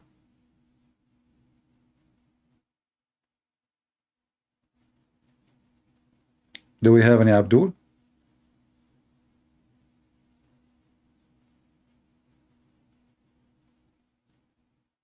Anyone have a question before we finish for today? You see, because we have too many production, not too many people are joining. It's okay. You know, I can slow down. I'd like, you know, maybe don't do video tomorrow, but I prefer to do more, even if there is not enough people watching. You know, doing the right thing is always a good thing. And I hope people will learn, people will take notes, and they will learn. He does entrust just means you gave them the responsibility for a test. Somalia. I don't know. This is an answer of somebody who have a mental illness. Let me tell you why.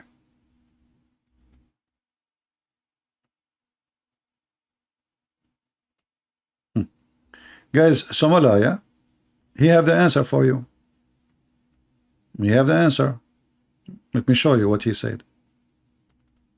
The answer is right there, right clear, you know. Like, I mean, come on, you cannot deny it. So look what he said.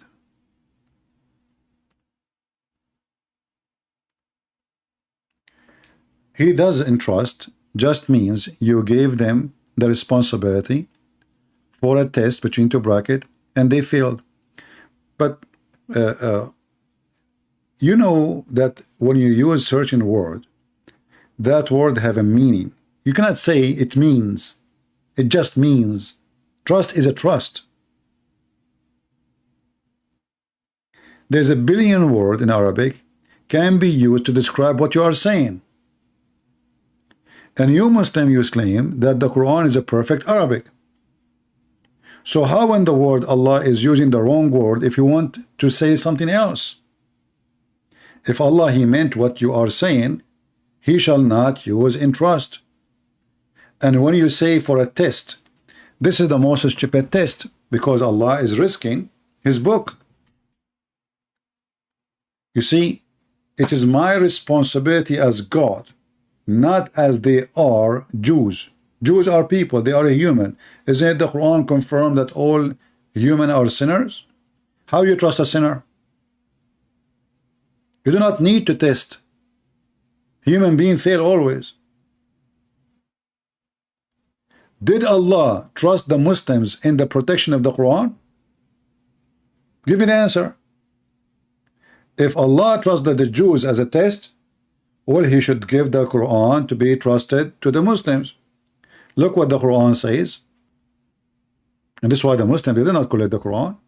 The Quran says, Inna alayna jam'uhu wa Qur'anahu. It is on us to collect it and recite in it.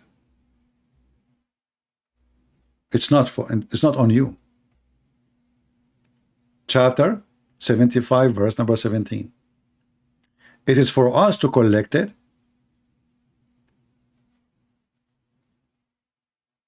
It's for us to recite it. You see here they add Muhammad, that's false. There's no Muhammad there. So the Quran making it clear that the one who will collect the book is Allah. Muslims, who is the one who collected the book?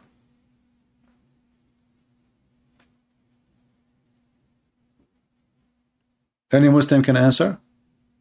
Who is a Muslim can answer us? Who is the one who collected the Quran?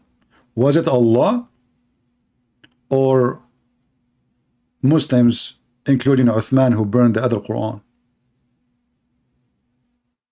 Who is a Muslim? He have little dignity to answer. Did Allah keep his promise to collect the Quran?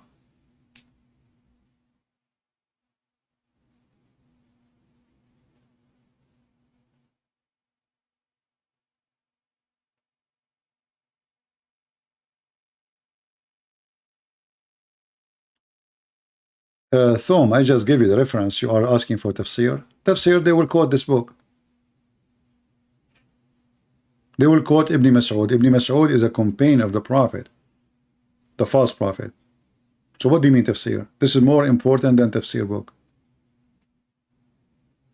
Any Muslim can answer me. Who is the one who collected the Quran? So now we trust the Quran that Allah, He said that I will collect the Quran. Did Allah keep His promise to collect the Quran?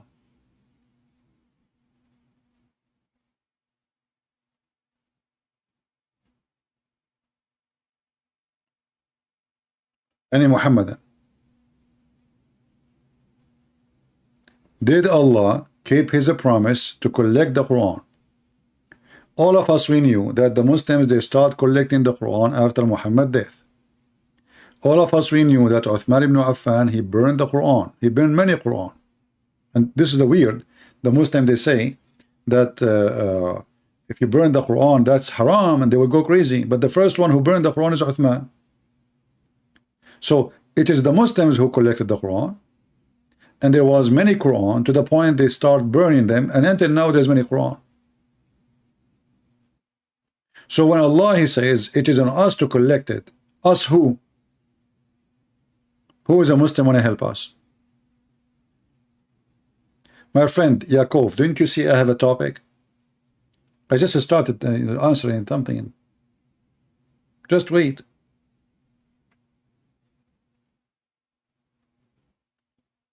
Who is a Muslim can answer?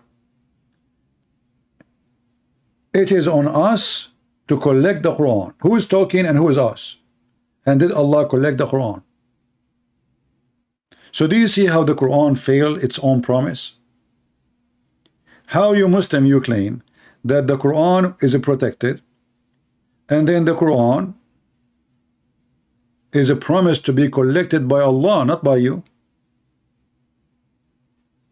Who of you Muslims can tell me where we can find the Quran which is collected by Allah?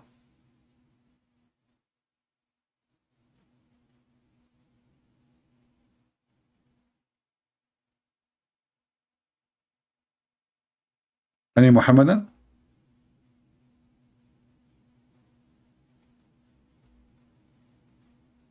So do you see how Islam created a test, and always Islam failed its own test? So Allah, He entrusted the Jews, and the word trust means trust. It's not a test. And if you say to me it's a test, well, that's mean Allah, He do not know the result of the test, because He used the word entrust. So His trust was false. Same time, if Allah, He knew that the Jews are going to corrupt the book, and yet He entrusted the Jews to protect the book, that means Allah intentionally decided to corrupt His own book. Do you understand? If I know that by giving you this book, and I trust you to protect the book, and I am God who can see tomorrow, I can see the future, and I know that you will corrupt the book, is it that means that I'm a partner of the corruption, and I am the one who allow it, and actually I'm the one who planned for it? So do you see how stupid the whole thing here? If you ask the Muslims, can the corruption of the Quran or the Torah or the Gospel can happen without permission of Allah? What the Muslim they will say? They will say everything is by permission of Allah.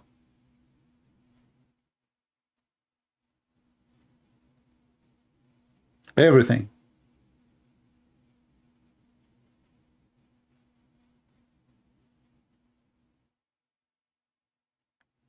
Therefore, if there is any corruption happen, it was Allah Who did it? Allah is Satan. And who is going to hurt more or get hurt more than the one who corrupt his own book? You see, I have my books. Somebody, he added something into it. Who is the first one who is going to be unhappy with that? Me. This is not what I say.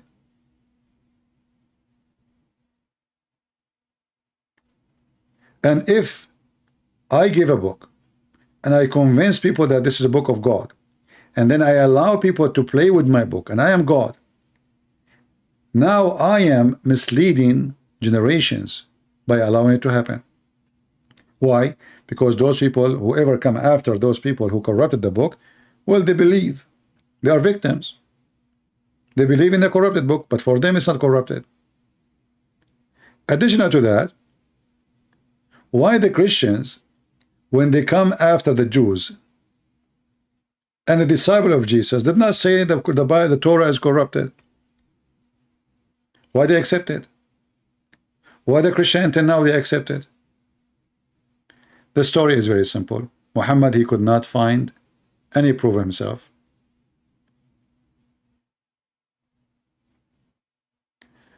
Hamoud saying, why it does matter to you? You will simply deny our answer. Let me ask you, my friend, what do you mean why it's a matter for you? You Muslims keep saying that the book of Allah, the Torah, is corrupted. The book of Allah is the Injil, is corrupted. I had to take an opportunity and to laugh at the Quran and the founder of the Quran. Because if Allah, he sent a book, and then Allah, he trusted the Jews to protect the book, and then Allah, he decided not to protect the book, and then you, because of your foolishness, to come to me speaking about my book, when the whole Quran keeps saying this is the book of Allah. So we should laugh at who? We should laugh at Allah. Look what you say. You will simply deny our answer. Who, you know, I'm not waiting for your answer. We are laughing. Can you answer anyway? Allah trusted the Jews. Can you answer? You cannot. Let me ask you, why, if Jesus is God, his apostle turned him? He failed as a teacher. He failed as God in your book. This is the most stupid answer. I'm just showing you now. Here we go. Your God Allah, he entrusted the Jews. They failed him. Jesus trusted nobody. Jesus even told the one who will deny him, you will deny me. He told the one, you will betray me, you will betray me.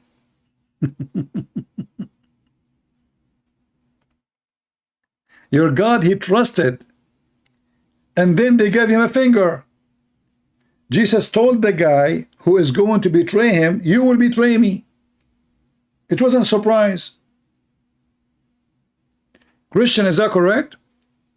Is it true that Jesus, before those things happened, he told his disciple, each one of them, what he will do?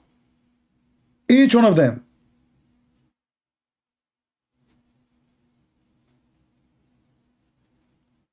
So when we laugh, we are laughing at a religion. There's a God, he sent a book, and then he don't want to protect his book. What's wrong with this God? So when you Muslim, you say the Bible is corrupted, we have to laugh, because this is supposed to be the book of Allah.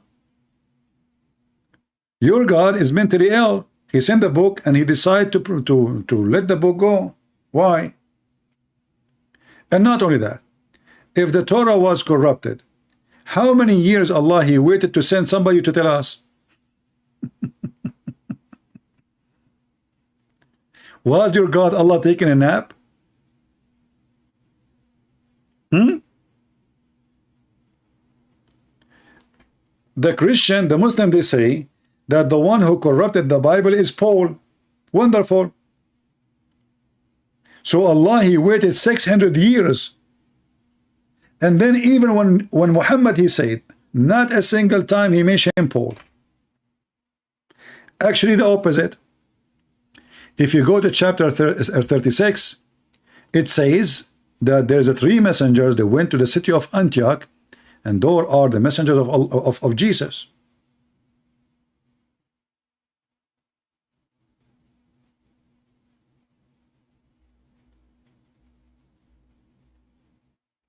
They are messengers of who? Of Jesus.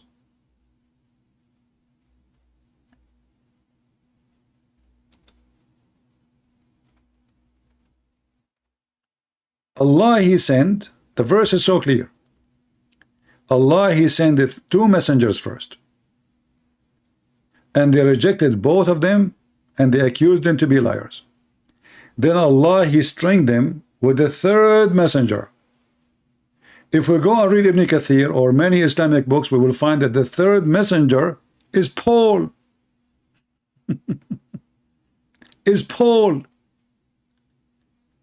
And not only that, the Muslims books agree that Paul, he saw Jesus, and even Jesus, he made him blind. Shall we go to Ibn Kathir right now and we laugh? But every single Muslim, he says that Paul is the one who corrupted the Bible. But their stupid book says the opposite. Their stupid book says that Paul was a person who hated the Christians. He wanted to kill them. So the Messiah, he appeared to him in the way to Damascus. And then he turned to be blind. And then Paul, he prayed to the Messiah, asking for forgiveness. And then the Messiah, he forgave him, and he gave him his vision again. Shall we go and read?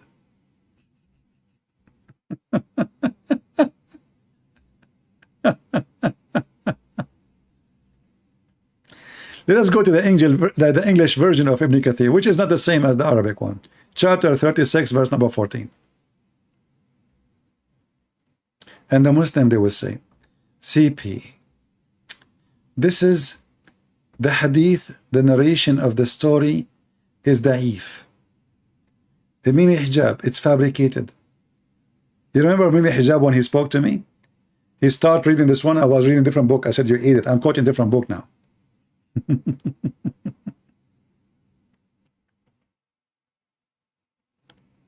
My God, he denied man to betray him. You have to prove it. It's your God who denied man to betray him. Isn't it you Muslims? You believe that everything in Islam is destiny? Look, just to show you how stupid this cult is. A Muslim is complaining about destiny. Now you deserve to be banned. Don't come here again. I have no time for kids. Isn't it you, stupid Abdul, believe that everything is destiny of Allah? Your bad deed and your good deed is a destiny. Isn't it you, Muslims? You believe that Adam, when he commits sin, it was written in the book of Allah. He destined his fate 40 years before he created him. There's no destiny in the Bible. The only destiny in the Bible is there's heaven and hell. You can't choose third option, if we can call it destiny. But as long as there's a choice between two, it's not destiny. That's why Jesus says, not everyone says to me, Lord, Lord, will enter the kingdom of my Father, but the one who do his will. So if you choose to do your own will, you're free, but you will go to hell, like your prophet. So now let us go to Ibn Kathir and see what Ibn Kathir says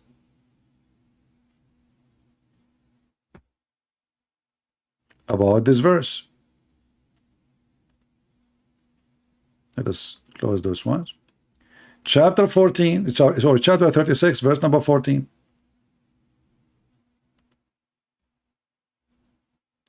Every stupid idiot in the internet, he keep attacking Paul from the Muslims. Then we go to their book, we will find that Paul is a messenger of Allah. And not only he is a messenger of Allah, he is the strongest between them. And he was sent to the city of Antioch. Let us read together.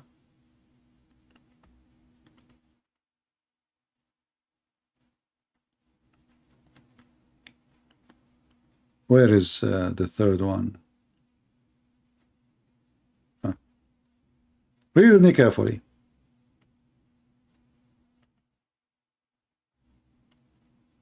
So those messengers, they were sent to where? To the city, to the people of Antioch. Is that making ringing a bell for you? And they were the messengers of the Messiah. Now they are saying here, the Christian, they claim So we cannot take it serious, the Christian claim. But it says here, actually, this is the view of Abu Potato, not the Christians.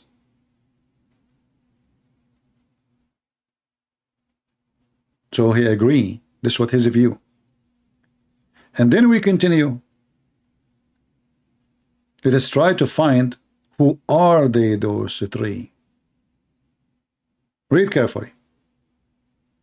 So we reinforce them with the third. Meaning, this is now Ibn Kathir. We supported them and we string them with the third messenger. Ibn Jurayj narrated from Wahab ibn Sulaiman, from Shu'aib al-Jabi. The name of the first two is Sham'un, Simon, and the second one is Yohanna, John, and the name of the third is Bulos, which means Paul, and the city was Antioch. Do you see it? Do you see it, people? Do you see why we Arab Christian we laugh at this religion? In their TV they insult Paul. In their book they say Paul was a messenger of God. But look what happened now. Anyone knows what is the consequence of this stupid statement now? If Paul and John and Simon Peter, they are the messenger of God, but who is the one who sent them? Who is the one who sent them? This is Jesus. Is that correct? So how they are the messenger of God and Jesus is a prophet? Prophet cannot make you a messenger. He himself is a messenger. He don't have the authority to make you a prophet or a messenger. And the chapter there is speaking about those people doing miracles. They are doing miracles. So in order for those three to be the messengers sent by Jesus, Jesus have to be God. And not only that, do you see how important those names are? That's mean whatever John and Peter and Paul said is very authentic, for they are chosen by God. And do you see that the Muslims agree that they were sent to the city of Antioch? Muhammad is copying the Bible. And this is where the Christian were called a Christian for the first time.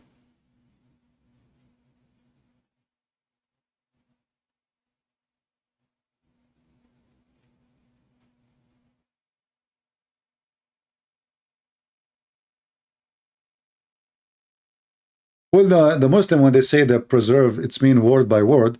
But as you see, this is a lie. Even the Quran itself saying it clearly that the Quran is not preserved.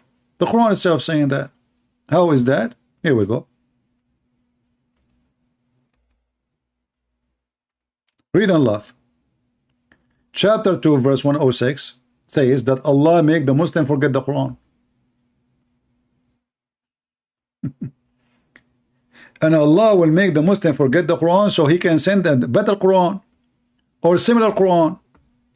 And this is why this happened, because Muhammad, he cannot remember to recite the verses twice correctly. So in order to give himself excuse, he said, don't worry. If Allah, look at the first translation, if we supersede any verses, why Allah want to supersede any verses? Or cause it to be forgotten. Why Allah want to cause the Quran to be forgotten? I mean, have you ever heard of somebody, he sent a book and he caused you to forget his book? Imagine Jesus, he says something today in the morning, and at night he says to you, forget it.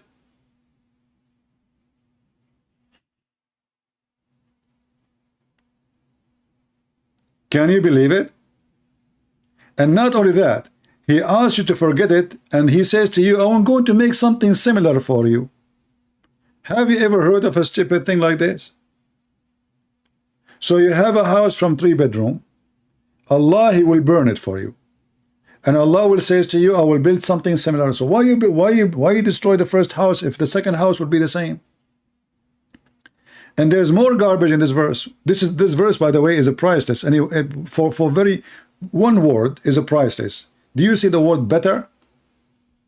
Do you see it? How in the world that there is a God, he can write better book than his book?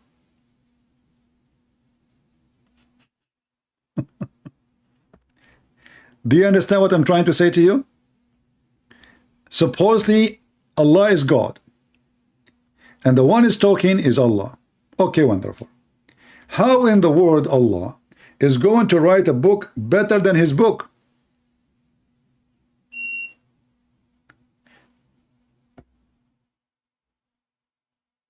Anyone can explain?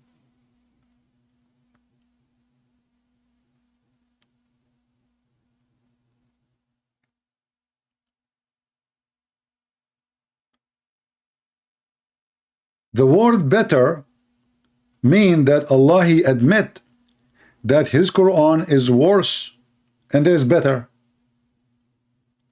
And then you ask yourself, was Allah in the state of non-perfection when he wrote the first book?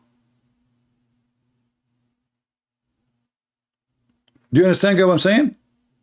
This is a chapter 2 verse 106.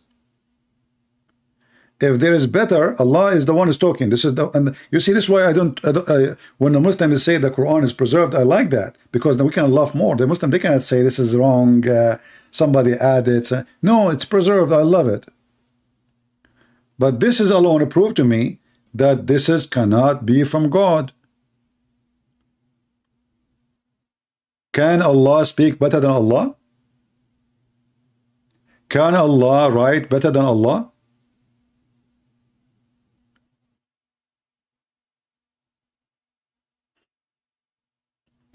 If Allah is the one who made the first Quran, how Allah is going to make better Quran than the first Quran?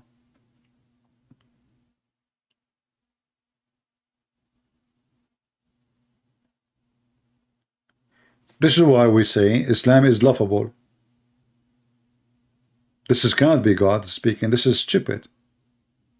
You know, this is a guy saying stupid things.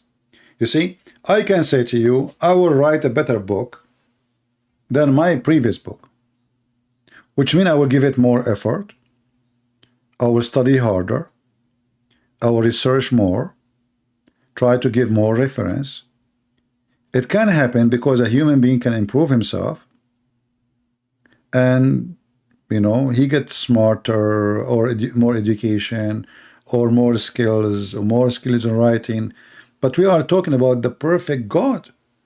So if this is the scenario that Allah is going to write a book better than the previous book, that means Allah was not perfect when he wrote his first book.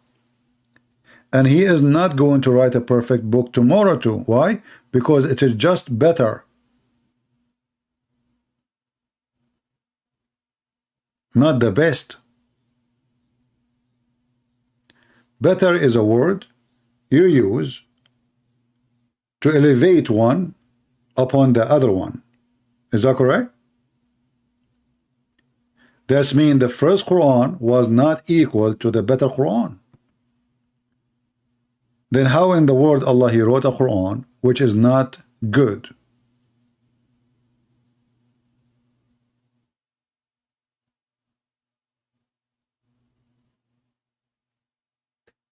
This is why we laugh.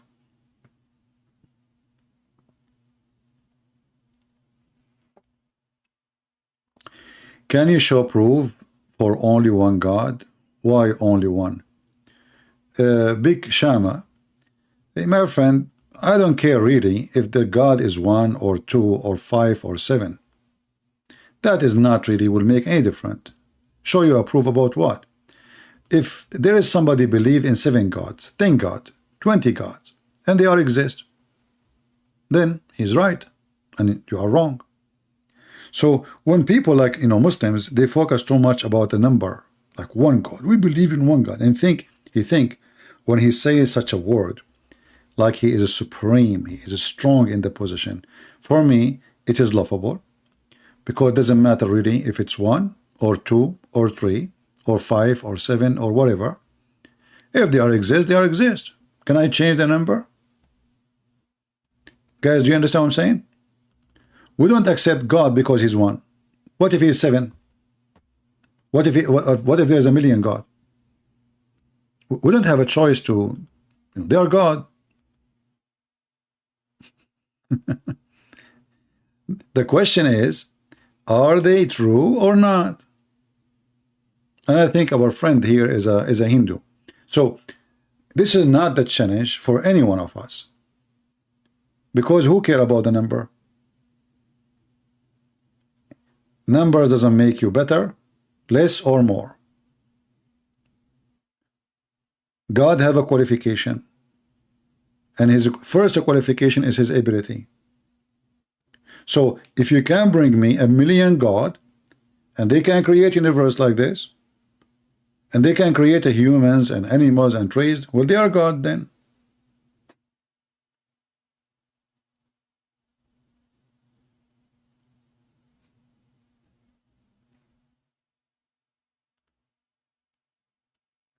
So the challenge a human being he face is not about the numbers of God. Like you as a Hindu, as I heard Sadhguru, he said that Hindus, they believe they have a 35 million God. 35 million. The number for me is weird. And like why they stop with number 35. But you can say the same, why you stop number 1. But it's not really the number. What will make the God of Hinduism is false. It is the belief itself. Like you have a temple for rats, you have things doesn't make sense, like in reincarnation, the good person, if you are a bad person, you will come as a bad animal. There's a bad animal and good animal. Animal is an animal. And then we find that there's Hindus, they worship gods who they are rats. A god become a rat. I thought if you have a good karma, you will turn to be a better creature. So how God become a rat? So when we reject Hinduism, we don't reject it because of the 35 million God, but we reject it because nothing makes sense there. The vegetarian, the vegetation, and etc. Like, do you know that even plants are not vegetarian? Do you know that? Even plants, they eat beef.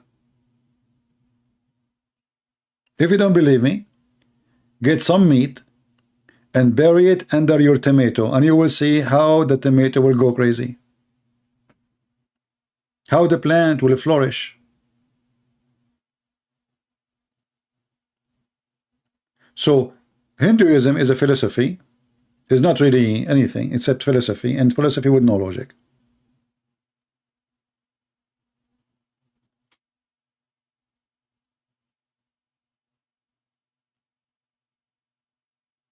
Islam is, on the other hand, I believe it took a lot of things from the Hindus. As an example, a Hindu person, he believes in a bad karma and a good karma, correct? Is that correct? Okay.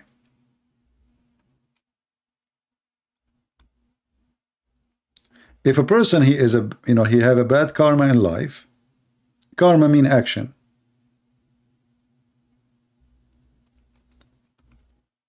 He will come in the coming life as lower creature. Lower creature. If he is a person have a good karma, he will come in a better creature. Muhammad, he adopted the same teaching of the Hindus. Muhammad believed in reincarnation of a human being from human to animals and from animals to human. Look what Muhammad said. This hadith, we cannot find it in English. Let us find.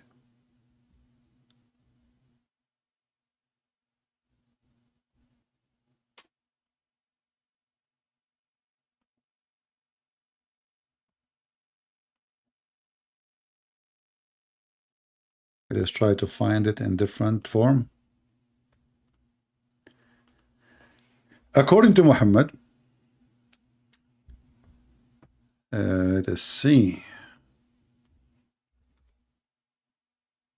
Here we go. According to Muhammad, a person who is a martyr for Allah, he will come back in the heaven. He will live again in the heaven, and he will, his soul will be given the body of a green bird, and those green birds will be living, hanging themselves in the chandelier, and this chandelier is hanged on the throne of Allah.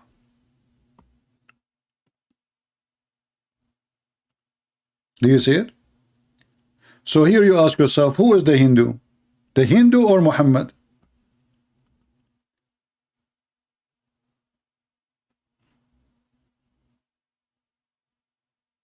Do you see it?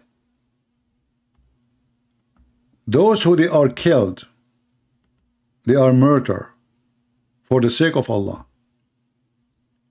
Allah, He will put their spirit in a corpse of a green bird. What they call those green birds in India? Parrot? Oh, this is Hinduism. People, isn't this is Hinduism? And now supposedly Allah is spoiling them, and He made them a green bird. But look what happened. How this guy, he promised them 1,000 times that you will have and you will F millions of women. How he is a bird and there is women waiting for him.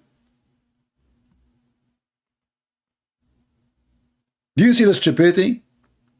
How you promise them that there is a lot of women waiting for you to sleep with them, and then you go to heaven, you find yourself a green bird. How you will sleep with those women? You will use your beak? Kukuruku? So to our friend here who is the Hindu, I say to you, Muhammad obviously is copying from your belief many things, and the proof is right in front of our face. This person, he have a very good action. He died for the sake of Allah. He was getting some Christians, some Jews, and now Allah is going to reward him. Time for the payment. How Allah will reward the Muslim guy who died for his sake? Allah will make him a green bird. Happy ending.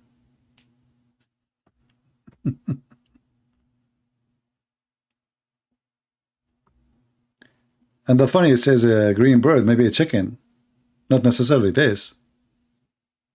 Maybe it's a chicken. It can be a chicken is green. It says a green bird. He didn't say what kind of bird.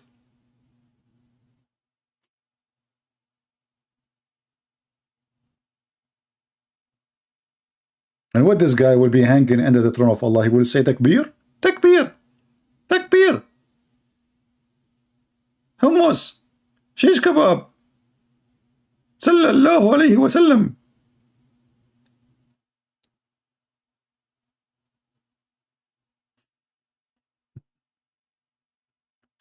What? And this is not a happy ending. So the poor guy, he joined jihad, he joined Al-Qaeda, he joined ISIS, he committed suicide, he lost his life, and then you make him a bird? This is the end?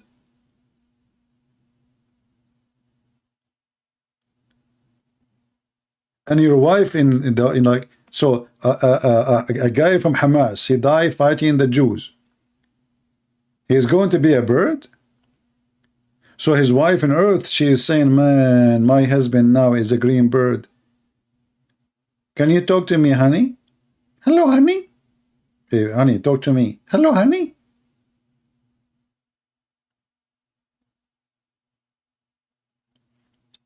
Hey, Tony, welcome.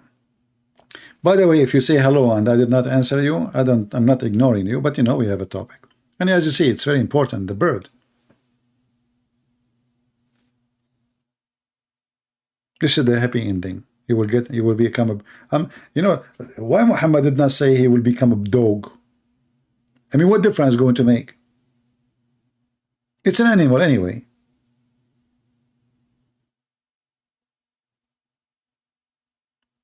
And supposedly now the Muslim says, Alhamdulillah, I will be a green bird. What about stay as a human?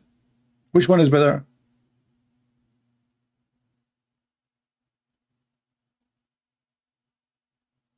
How this guy is going to drink wine? Isn't it the Quran promised him a river of wine?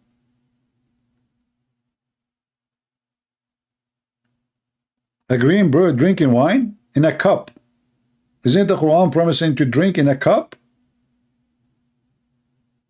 So you are a bird and you are drinking a cup. Isn't the Quran promise you that you will wear a green silk made in Persia? So now you are a bird and you are wearing green silk? That is messed up. I mean, when Muhammad he made up a lie, his lies hit the sky. They are so high. Hashish, hummus, falafel, I mean, you name it. You don't know what this guy is eating when he say things. And look, Muhammad he insists that they will be hanging on a chandelier. That's deep. Not in a branch. Not. I mean, put him in at least in the wood. Let him have fun. You want to put him now. You made him a bird, and you made him under the ash of Allah in the chandelier. What about you let the guy go have fun in the heaven? So now for eternity, you are hanged under the ash of Allah, and Allah is farting on you.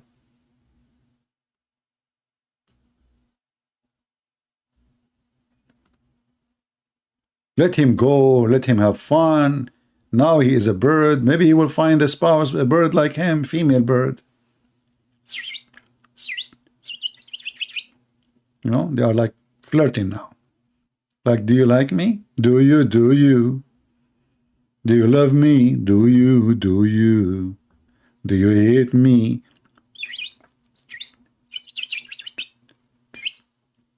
Bird. And then, brother, look, it says here. Look how the story is getting complicated.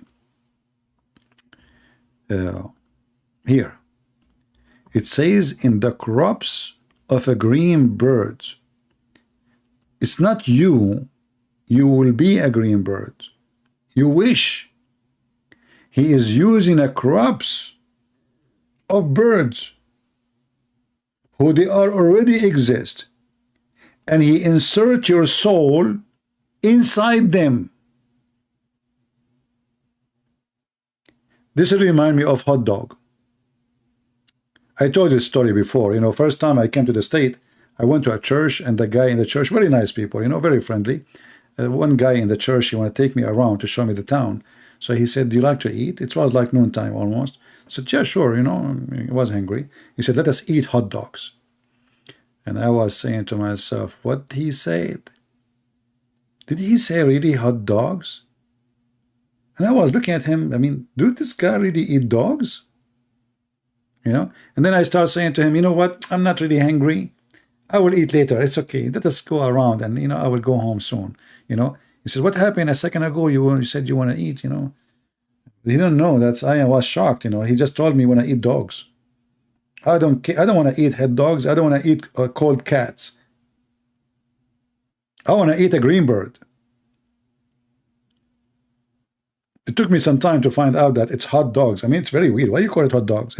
If there's no dogs involved. Anyway, you know, this is what happened to you when you are like very knowledgeable in English. So Allah will insert your soul inside a hot dog, a green bird, a crops. And those birds, they are hanged in a lamp suspended from the throne, which go where they wish in paradise. Brother, those birds,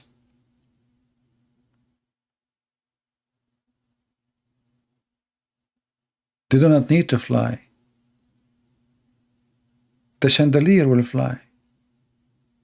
I mean, what a lazy bird. So you spend your life as a bird, going around in paradise full of Abdul having sex, and you are the only one who is just watching. And the excuse is that Allah now He favor you and He made you a green bird. Somebody give this one to Sadhguru. You know Sadhguru in India? He will love it. He will make a story of it, and he will make himself look smart, you know, because this Sadhguru, he bring a bunch of idiot, and he said, sit down on your ass, relax, close your eyes. Now let the bad energy come out. The bad energy, and by the way, don't forget the donation too, come out. And we have an envelope, you can put the money there. Let the bad energy, and let one of the girls come and take the donation, okay? And let the bad energy come out.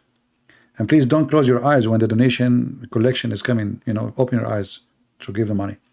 And relax. And now I want all of you to raise your bum, because this is how you can relax. And now let the bad energy come from your bum. All the negative energy, keep only the positive energy. And don't forget the donation, by the way. And now, and then the guy, he keep talking about accepting each other, being nice to each other, refusing the bad energy. If somebody didn't agree with you, don't get angry. Learn the acceptance. Learn how to suppress the bad energy. I made a video about him 15 minutes after he went to YouTube and he reported me. It turned to be that all the bad energy in the world is in his ass. I mean, at least wait for 20 minutes. 15 minutes. They went to the channel of Sadhguru. They told them that this guy, he made a video against him. He went to YouTube and he reported my video. And he is the guy who spent his day talking about accepting each other. If somebody disagree with you, why you get angry? Because you have an echo inside you. Because you don't want to accept that you can be wrong. Why you get angry? Try to accept even if he is wrong. Because it's possible that he's right. Don't worship the inner inside you. Bad energy is our problem.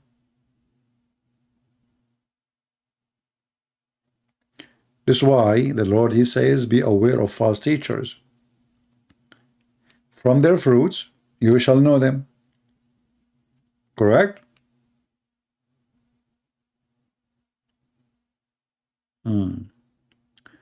Anyway, I hope you guys, you get happy today, because if you convert to Islam now and you die for the sake of Allah, you will become a bird.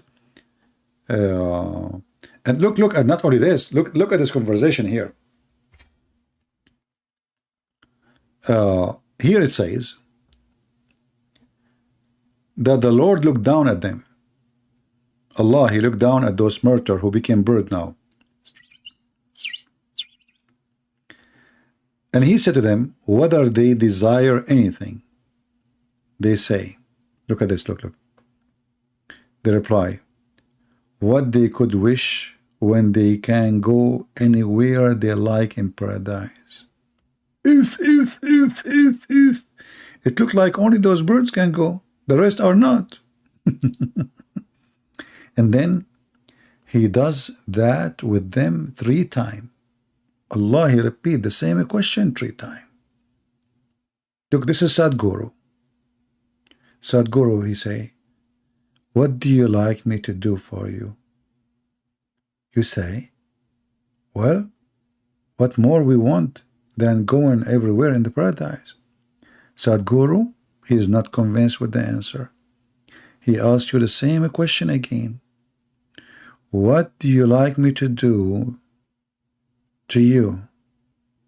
You say to him again, what more we like to do more than we can go anywhere we like in paradise.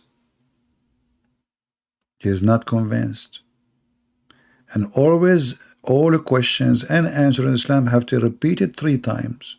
And remember, Islam is against Trinity. But why Allah he have to ask the question 3 times?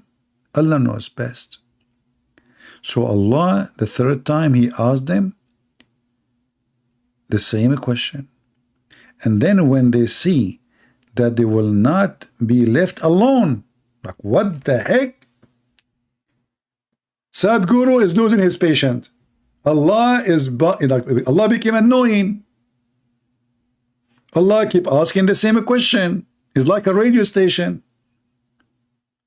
Do you know the Middle Eastern women who bought a CD to make a cake? You know this story? This is a true story, by the way. Sahih Bukhari. She brought a CD teaching her how to make a cake. And then she put it in the stereo, you know, and the CD is playing. It says break an egg. Break an egg. Break an egg. She broke 30 eggs. The CD is still saying break an egg. Break an egg. Break an egg. She called the husband, hurry up, send me more eggs. I will lose counting. He sent her like 2, you know, tray of eggs. Break an egg. Break an egg. Break an egg. Anyway, the end of the story, the CD was stuck and the egg was broken. Allah is a CD who is stuck. Break an egg. Break an egg. Break an egg. And those guys who they are birds in paradise now, they notice that this God is annoying. He will not leave them alone. So when they see that they will not be left alone without asking something, look at this. What kind of heaven this heaven is? This reminds me when I was in the Philippines. I went to a beach. There's nobody there. Literally nobody. I wake up in the morning before people go, you know, and there was a guy. He stood behind me and he started screaming, Balut, Balut, Balut. What the heck? I look at him and hey buddy, if Balut is here, he would answer a long time ago. I mean, he stood behind me. There's nobody in the whole beach. He said, sir, I'm not looking for a person. Balut is an egg. Do you want to buy some, sir? And this is Allah, Mr. Balut. He keep asking them the same question, and they are now supposedly in heaven, and the beach is empty. And he chased them. He keep asking, no.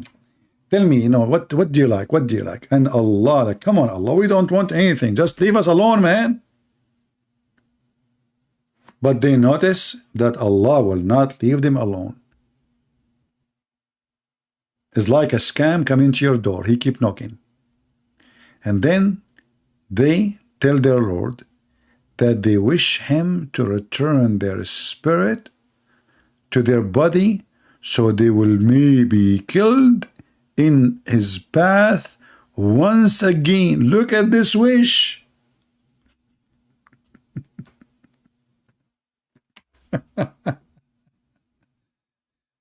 Anyone understand what happened now? Obviously those guys, they are desperate to leave the heaven.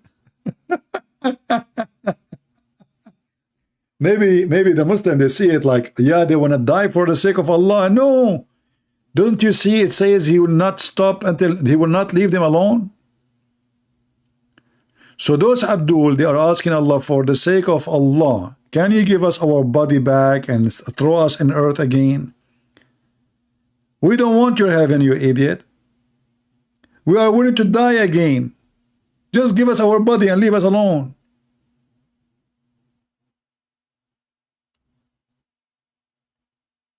What a stupid religion.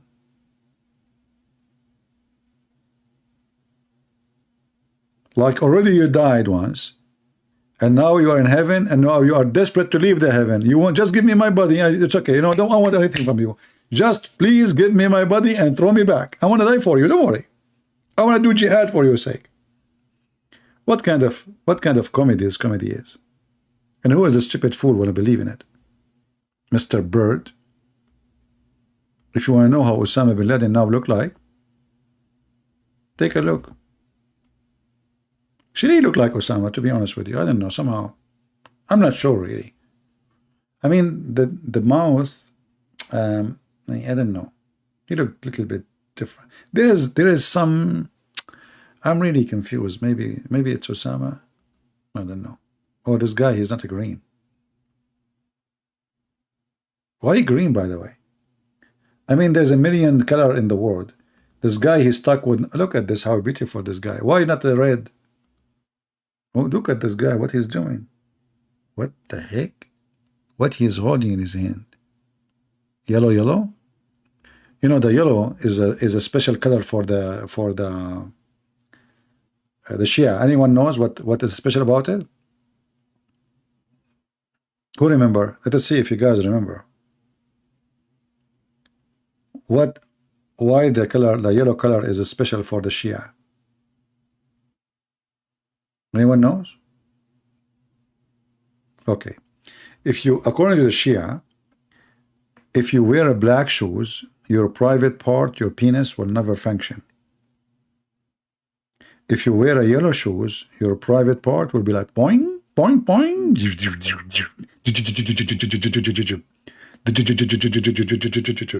This is why the Shia, they are, like if you go to Baghdad, you will not find anyone buying black shoes unless he's an ignorant.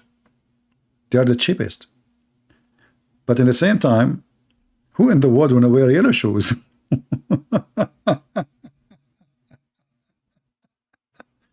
And this is the lucky yellow bird. So you can imagine how good he is in bed. I mean, this guy is not only his shoes is yellow, everything about him is yellow. Unbelievable. True story, by the way. Look at this guy here. Yeah, this is a Muslim bird. Takbir. What stupid religion.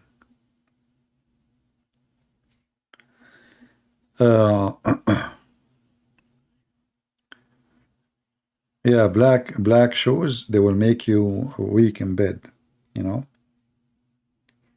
Don't wear black shoes. And you know, I was like saying to myself, what's my problem? What's my problem? What's my problem? And then one day I discovered that all my life I was wearing black shoes. True story. Black shoes will make your oh boy. Are women wearing, you see, they don't talk about women, they talk about men. And like the Shia, they have their own, you know, crazy stuff. Like as an example, if you look at your wife anus and you are having sex with her, your son or your whatever son or daughter will come and mute. She cannot talk or he cannot talk because you look at her anus. You cannot look at her anus. Haram! Haram! Okay? Yeah, they have, you know, the Shia, they have a crazy stuff. If your wife, she is giving you birth only for daughters, you spank her in her ass 7 times when you are having sex, and you say, Ya Ali. Each time you spank her, you say, Oh Ali, oh Ali. Oh, you have to spank hard, by the way, okay? Just to let you know. Then she will give birth to a baby boy.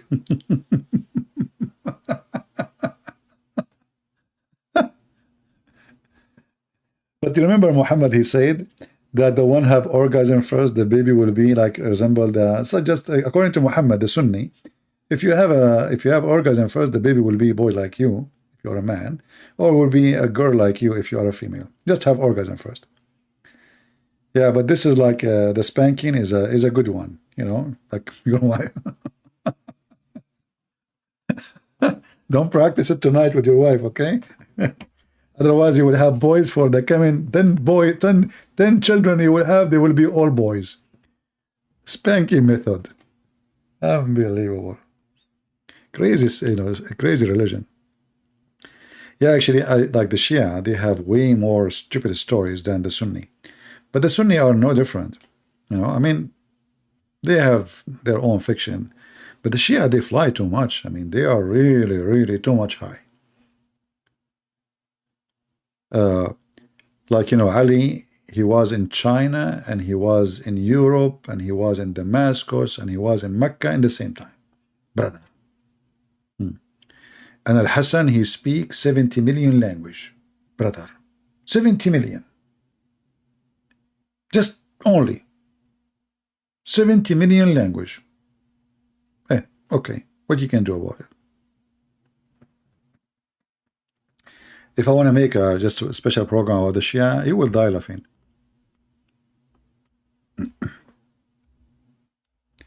If you remember, I made a video about why a person, why the Muslim Shia, they were speaking about the Sunni, why they are homosexual. Did anyone remember the video? He said that if he is a Shia, Allah will protect his anus from shaitan.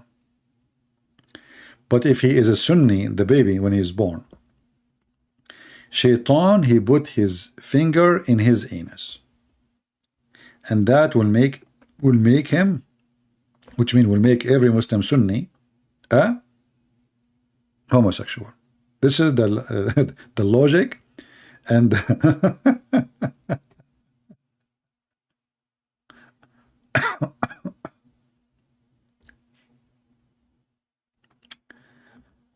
oh boy, hard to believe, isn't it? And it's sad, by the way. I mean, we are in the year 2000, whatever, and then the people, they believe in this, and they go on TV. I mean, this guy, he have his program. His name is Yasser al-Habib, you know, and he explained, and he move his finger, and he tell you how shaitan, he insert his finger in the anus, brother, in the anus of the Muslim Sunni.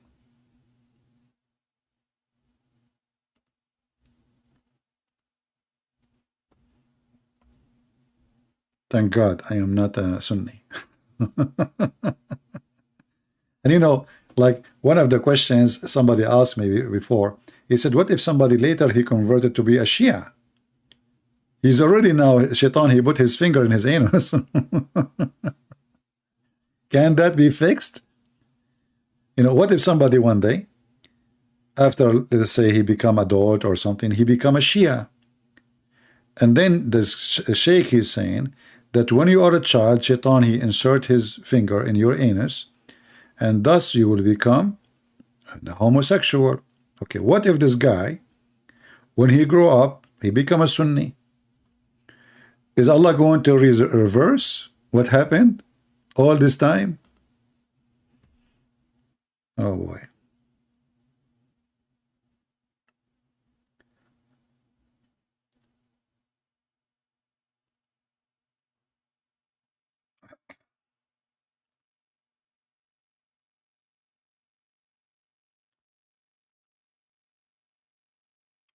You know, actually, they have a story. Maybe I should make some special video about the Shia. Remind me, maybe next week. Like, there is a story where the Shia, they believe that Ali, he is one of the prophets who suffer from things. Or he was the accompany of the prophets who have from hard time or harsh time. So the Shia, they believe that Ali was with Abraham when they tried to burn Abraham, and he is the one who made the fire cooled down on Abraham. And Ali, he was with Noah in his ship in the flood time, and actually he is the one who saved his ship from drowning. Like, look like there is a hole, you know, in the ship, and Ali is the one who blocked it. And Ali was with Isa, and he was with Musa. So when Musa, he crossed the sea, Ali was with him too. So you know, you will find the Shia, they have millions of stories beyond imagination. He's a time traveler. He is Muhammad is a time traveler too.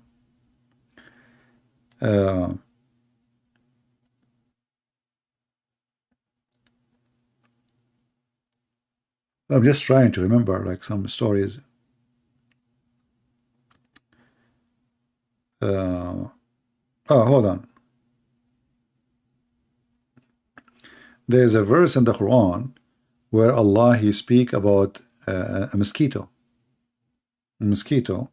So he said it's not like it's not hard for Allah to give an example or a parable of a mosquito and higher, which means even if it's small, he can make a parable about it. The Muslim Shia, they believe that Ali is the mosquito.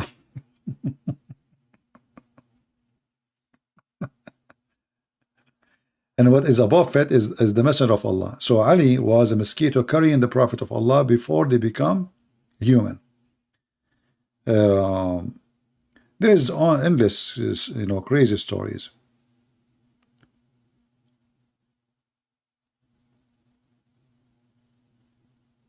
Oh boy. There's a story about Noah. I'm trying to remember what the story was saying. I need to search for it because I forgot really. Yeah, I think what the story is saying, that Ali, he was with Noah in his ship, and then Noah, he come to Ali and he put his hand over his like he asked Ali to open his hand, and then he wiped his hand over the Noah, he wiped his hand over the hand of Ali, and then he says, from the seed of this donkey, a donkey will come, and he will be rode by the master of the prophets and the seed of the prophet. And here you ask yourself, how in the world you say such a thing? How Noah describing Ali to be a donkey, and from his seed a donkey is going to ride him. Actually, let me try to find this reference as I mentioned it, because somebody might say it's not true, this is false. Let us search.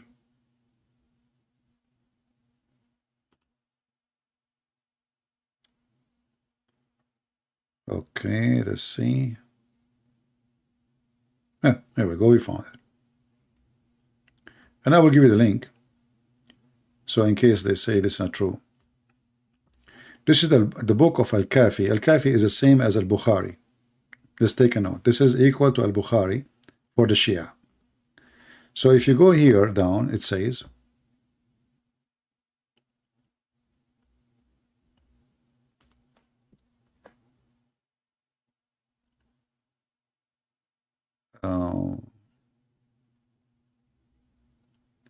it says here, from his father, from his grandfather, he mentioned that Ali, speaking about Ali, that he was with Ali, he was with Noah in the ship, and then Noah, he walked to him and he wiped his what they call the hand, like the upper side of the, like when you open your hand, in the word in English. Anyway, go will translate it. So he wiped his hand and he said, from this donkey a donkey will come, and the master of the prophet will ride him. And if you go here a little bit before it, it says, that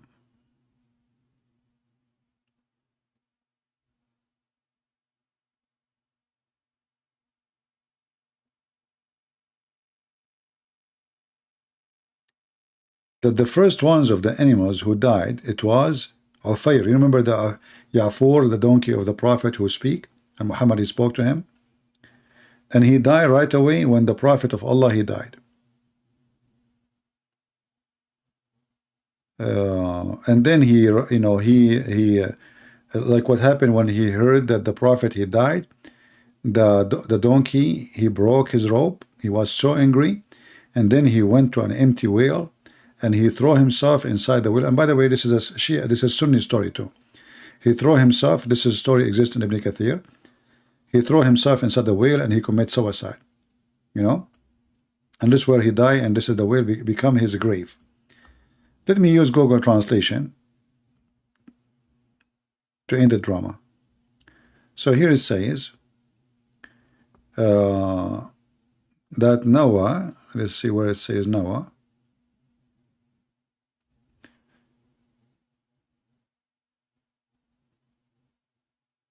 Yeah, here speaking about the donkey, how the donkey commits suicide.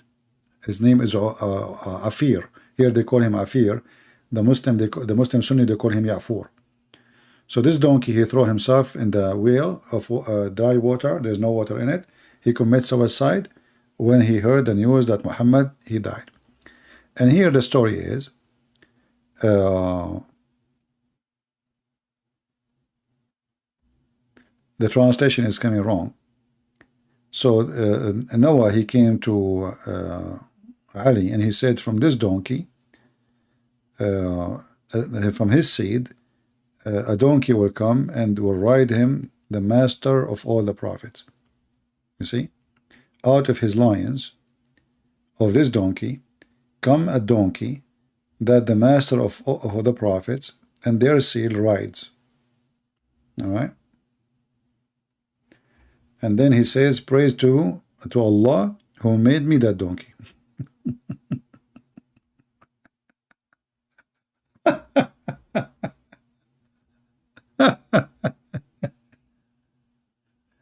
I mean, can you believe this? And again, this is the reference here, Al-Kafi, which is equal to Al-Bukhari for a Shia, volume number 1, page number 237. Let me send you the link. I will shorten the link. I don't know if we can post it in Arabic. Actually, I mean the link as it is. Let me see. It didn't work. Actually, for some reason. Okay, hold on.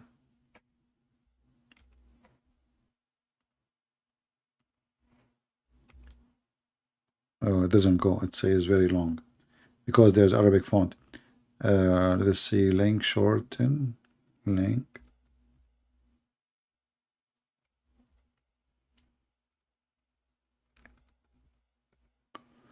Create a short link.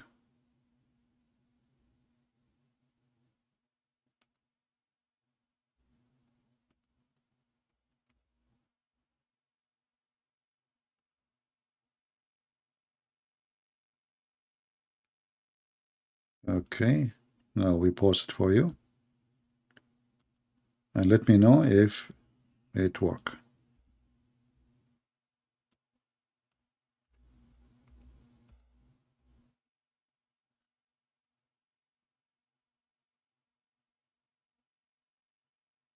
You see it? So you know that the Shia, they have endless stories. They are crazy. I mean, I used to read them just for fun, you know, just for you know, like you, sometimes you want to feel better, just for fun, just read them. Yeah, and by the way, the Shia, they believe that Ali, excuse my language now, don't be upset. His real name is Pussy.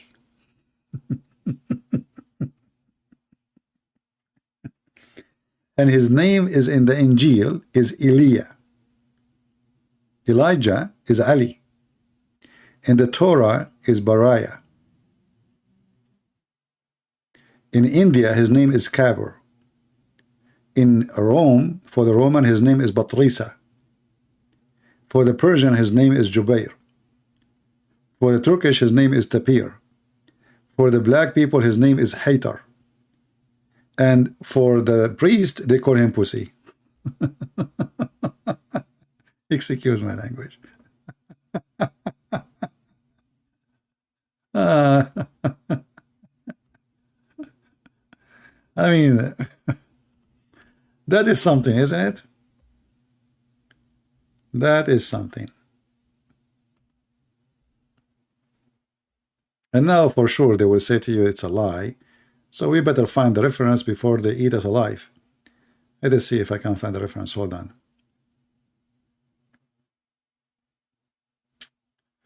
Where are we going to find this now?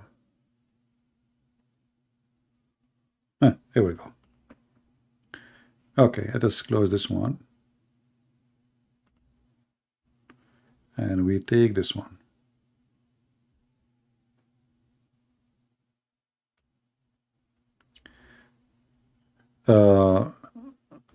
This is the book of Bisharatul Mustafa, page number 33.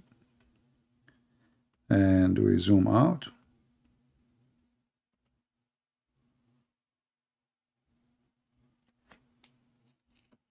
This is the part. I'll use Google Translation. Here it says, and his name, like the priest, they call him Pussy. Yeah, let's translate. Shall we? I mean, look how many names he have. So my name in the Bible is Elijah. Ali is Elijah. Take a note, please. Okay? So he's Elijah in the Bible. In the Torah, his name is Bariah. In the Zabur, his name is Ari. In India, his name is Kabir for the Hindus. For the Roman, they call him Batrisa. Among the Persian, they call him Jubair. Among the Turk, they call him Taybar. And among the Zinj, they call him Haytar. And among the priest, they call him Busi.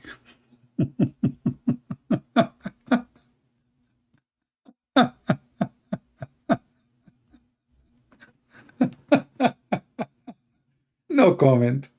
It's not my fault. Don't hang me. I just read. None of my business. You know? I'm not the one who said it. I have nothing to do with it. I'm not responsible. And this is the name of the book, Bisharatul Mustafa, which means the good news about the chosen one, Muhammad. Page number 33. And this is the Shia library here, the website, Shia library. This is a very Islamic website. And now let us give you the link.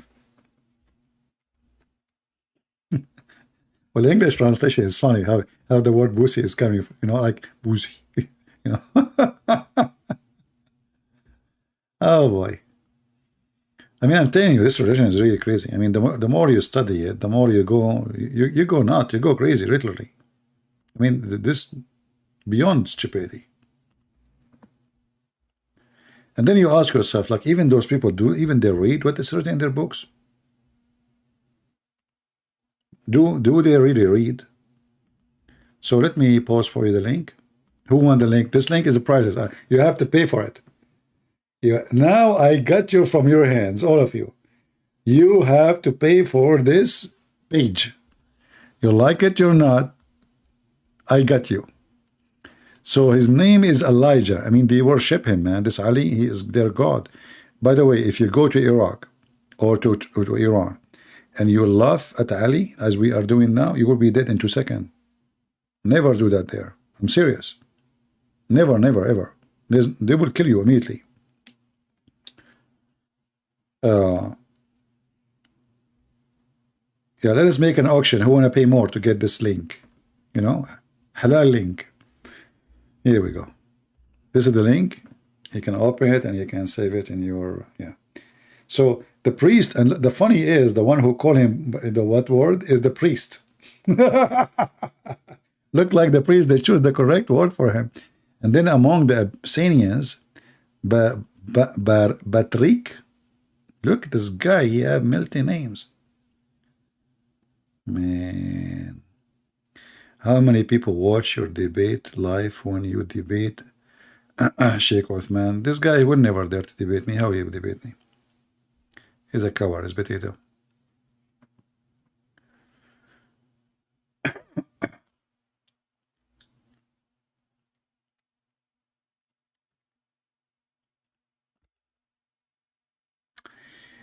So do you see the stupidity of this cult? It's literally mental illness. This is how they think and what they think about Ali and Muhammad. And even the Shia, they believe that Muhammad and Ali and his children, they are light, they are not a human. So they were light in the forehead of Allah, and they are made of light. They look like a human, but in reality they are not a human. This is why the Shia, they are really, I mean, too much different from the Sunni. They go farther in worshiping Muhammad and his family. Talk about the sword of Ali, that will need another drama. The sword of Ali is a different story. Hisham al-Husayni. Yeah. Well, you know, like right away when you debate those potatoes, they start accusing you. You are a Zionist. You are, you know, the potato. I mean, if you speak Arabic, just watch and die laughing. I think there is one of you. He made a subtitle for it. I forgot who. You can watch it with subtitle if you don't speak Arabic.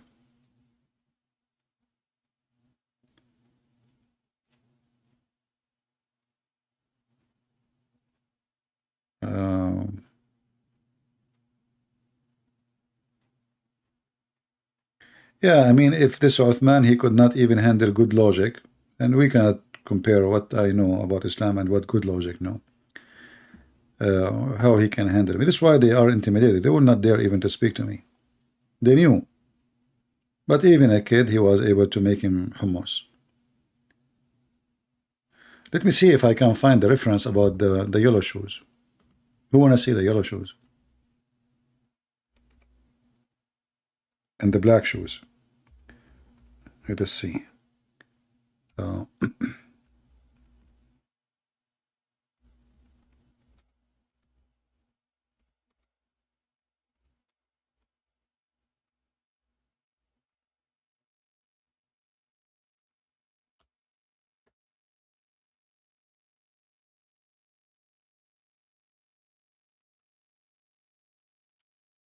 Okay, so this is the other hadith about the black shoes. I found it. Let me wait for you there.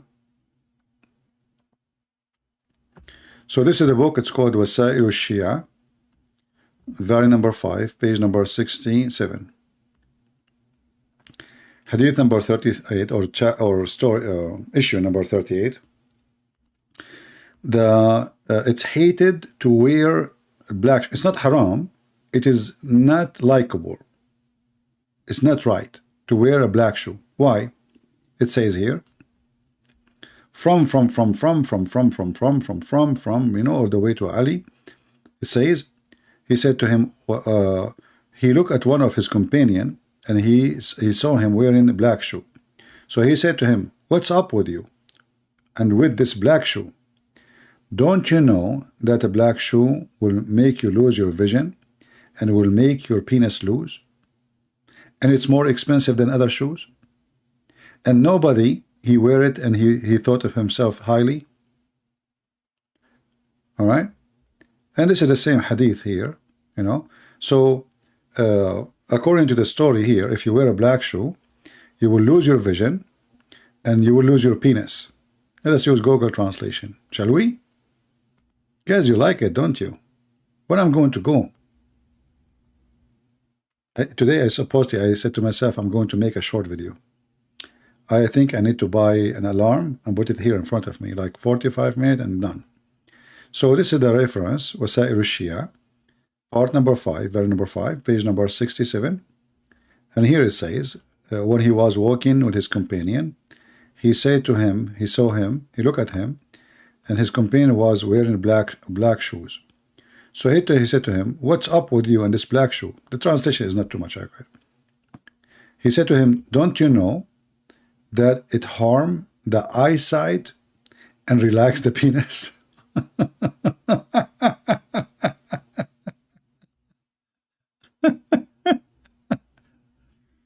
So, my friends, if any of you, she have a husband and he is not doing good job in the bed, I want you to go right now immediately and throw all his black shoes in the garbage.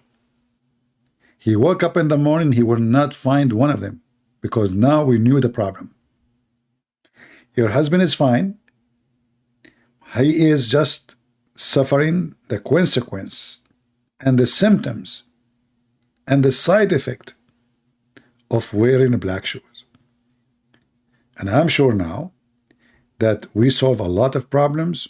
And your husband, he do not need to buy any medication. He do not need to see any doctor. It was the black shoe conspiracy. Now I need to find the other hadith about the yellow shoe, but it should be here somewhere.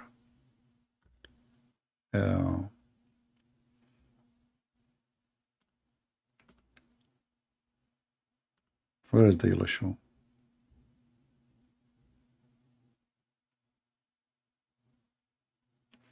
And actually, if you read the second part, it says, and it will make you, you will be anxious. You know, you will be anxious. You will be worried all the time. Just by wearing the black shoe. All of this, all of those things happen because you wear a black shoe.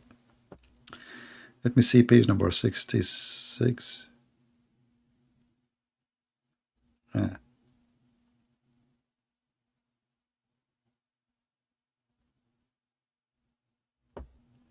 Go to 68.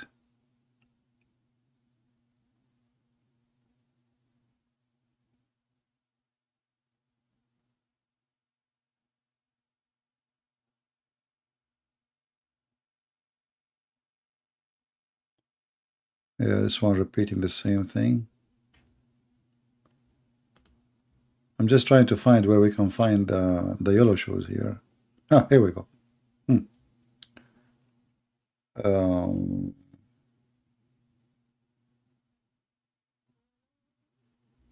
But here is not talking much about 6 with the yellow shoes. Let us see maybe the page after.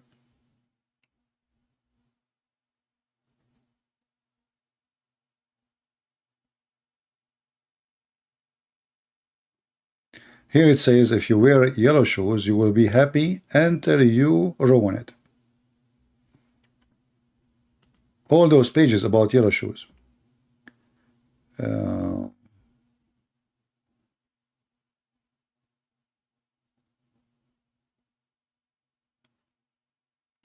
If you wear like a light shoes, that will prevent you from having, I don't know what the name of the virus.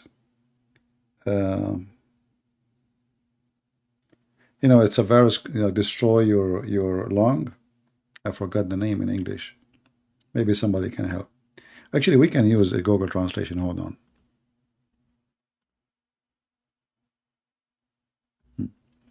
So if you wear light shoe, that prevent, where is the translation? Prevent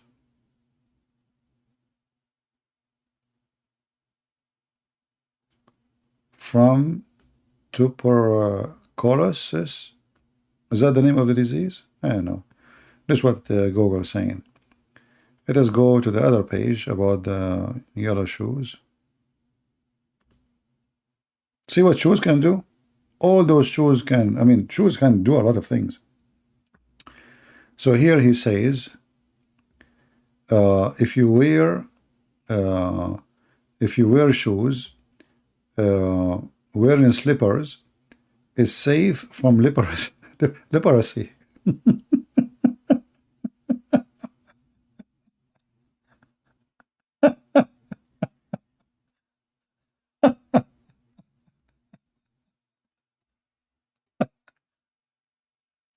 You know what? I'm going to open a clinic just to teach you guys about health advice.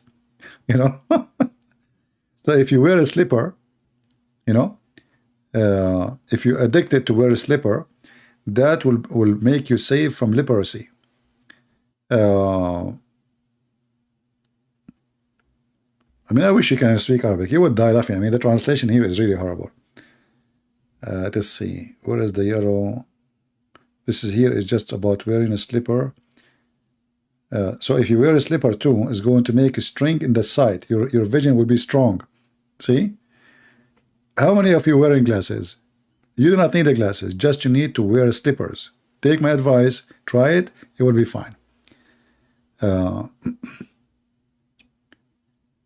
Where is the yellow thing? Let us see. I think we passed it.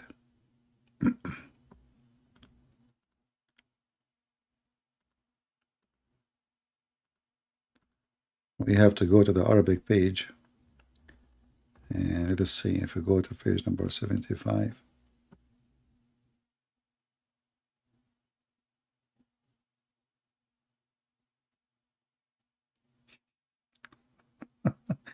I don't know how I translate this one for you.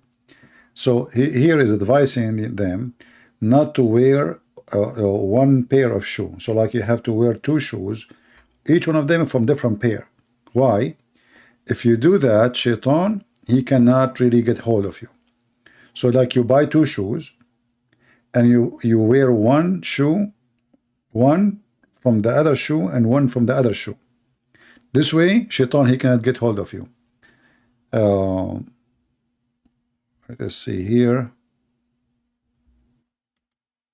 It's a wisdom, you know, this is always wisdom. It's hard for you to understand.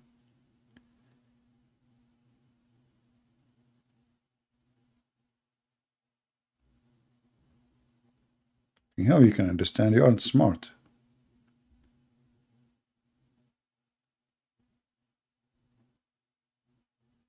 I mean, all of them, they are comedy.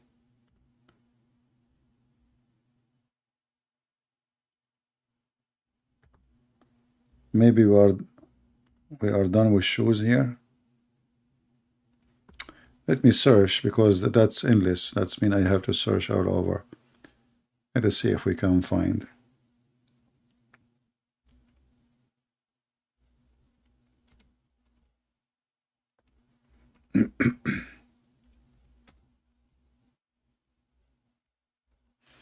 You know, Google make things a lot easier.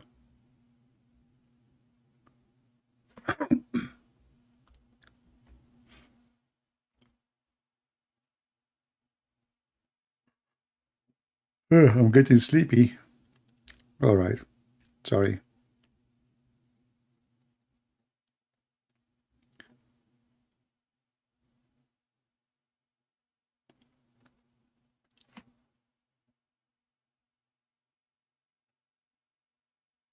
And there is like white shoes, yellow shoes, black shoes. The black shoes is the worst.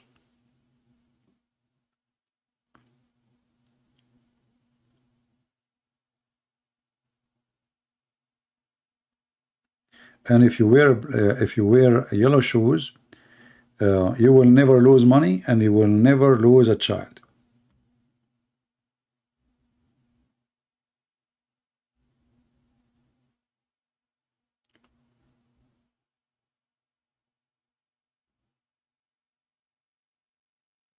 Yeah. I found the one. It says like wearing yellow shoes will make you happy. Let us see.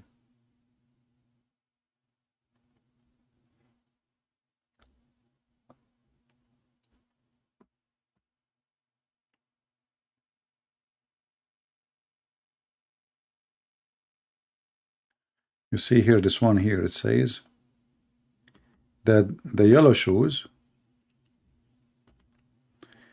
when he wear a yellow shoes, he will always be happy until the shoes, like they are damaged, destroyed, like you keep wearing it until it's over.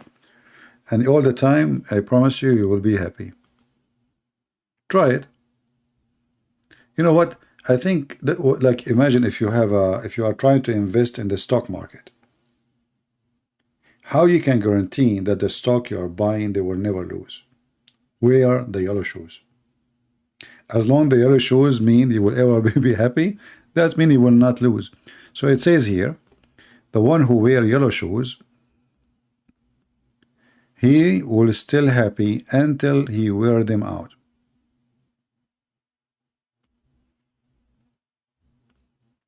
Crazy religion, what you can say. And this is just little of millions of crazy stories. Yeah.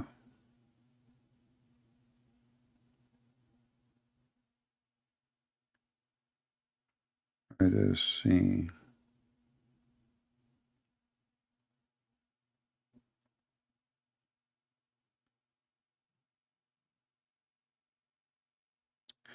Yeah, that's enough for today. Otherwise, we will stay until tomorrow. Oh, man, I cannot even...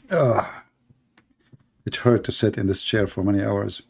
So now we are here for 3 hours and 40 minutes. Unbelievable. I said to myself, I will go for like 20 minutes, 15 minutes. You guys, what are you doing to me? Unbelievable. And look, not even nobody coming. Like, we have only 700 people here. I think I should take like maybe a few days off. So you guys, you miss me and then you will come. Where is everybody? 3 hours and nobody here? That's not fair for me. You guys don't appreciate my work, don't you? It's all right. The Lord is watching. So guys, I want to say thank you for being here. And I hope that the ones who they are wearing black shoes will not come here anymore. You're not welcome. All right. We want here people who they are happy, with good spirit, wearing yellow shoes. We don't want drama. Keep your drama for yourself. Black shoes is not allowed. So please, next time before you enter our chat, you take off your shoes if they are black. You throw them, you sell them, you burn them. This is your business. But don't come with them. Enough is enough. I'm losing my patience. I don't want to see any black shoe here. Actually, I'm going to force all of you from now on to open your camera. And I don't want to see your face. I want to see your shoes. I want to be sure that all of you wearing yellow shoes. Happy people. Happy feet. And now we know where the movie name coming from. Happy Feet. It was the yellow shoes. It turned to be that the secret of happiness is based on shoes. Wear yellow shoes. Advice of the century. Take my advice now, it's for free. Tomorrow will be costly. Because imagine if everybody heard this advice and they start buying yellow shoes. You will not find yellow shoes no more. Actually, maybe by tomorrow morning, you go to Amazon, you try to search for yellow shoes, you will find 0 left. So before it's too late, save yourself, save your family. Your wife, she is a drama woman, give her yellow shoes. You come home, she's laughing. You don't have money, she's laughing. You are not going to work, she is laughing. Because now she is happy, subhanallah, because of yellow shoes. Your mother-in-law, she come to your house, she bother you, she annoy you. Give her a gift. Yellow shoes. She come to your house, she will never complain. She is happy. She leave your house, she is happy.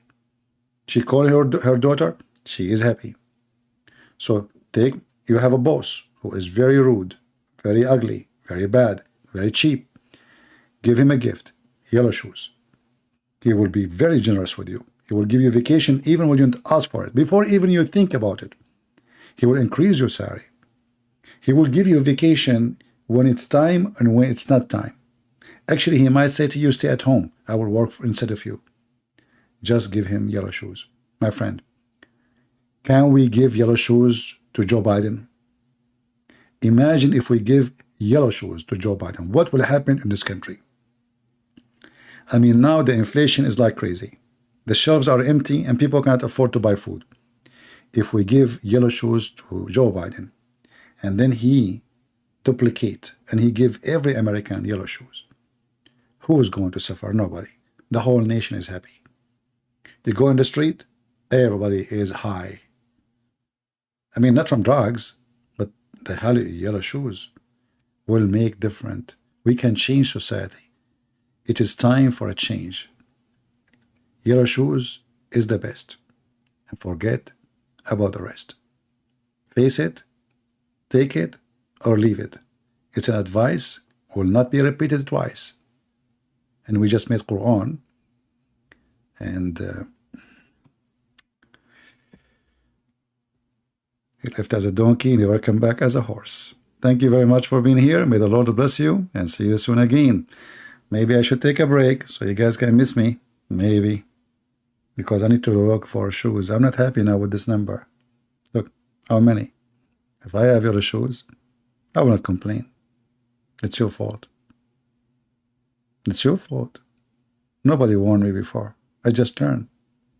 True story. Take care. Hello everyone, and peace of Christ all of you. Please invite your friends and let us have some good time together.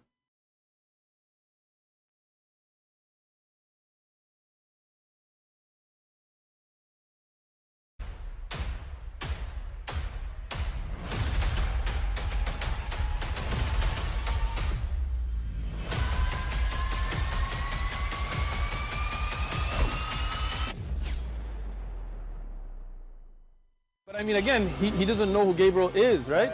Because he didn't come from an Abrahamic faith. The people of Mecca were pagan. Quran is mentioned, if this book was from other than God, they would have found in it many contradictions. If a book is without contradictions, that has no bearing on whether it comes from God or not. I've had phone books that are inerrant, but I certainly don't think God gave them. That we believe without understanding.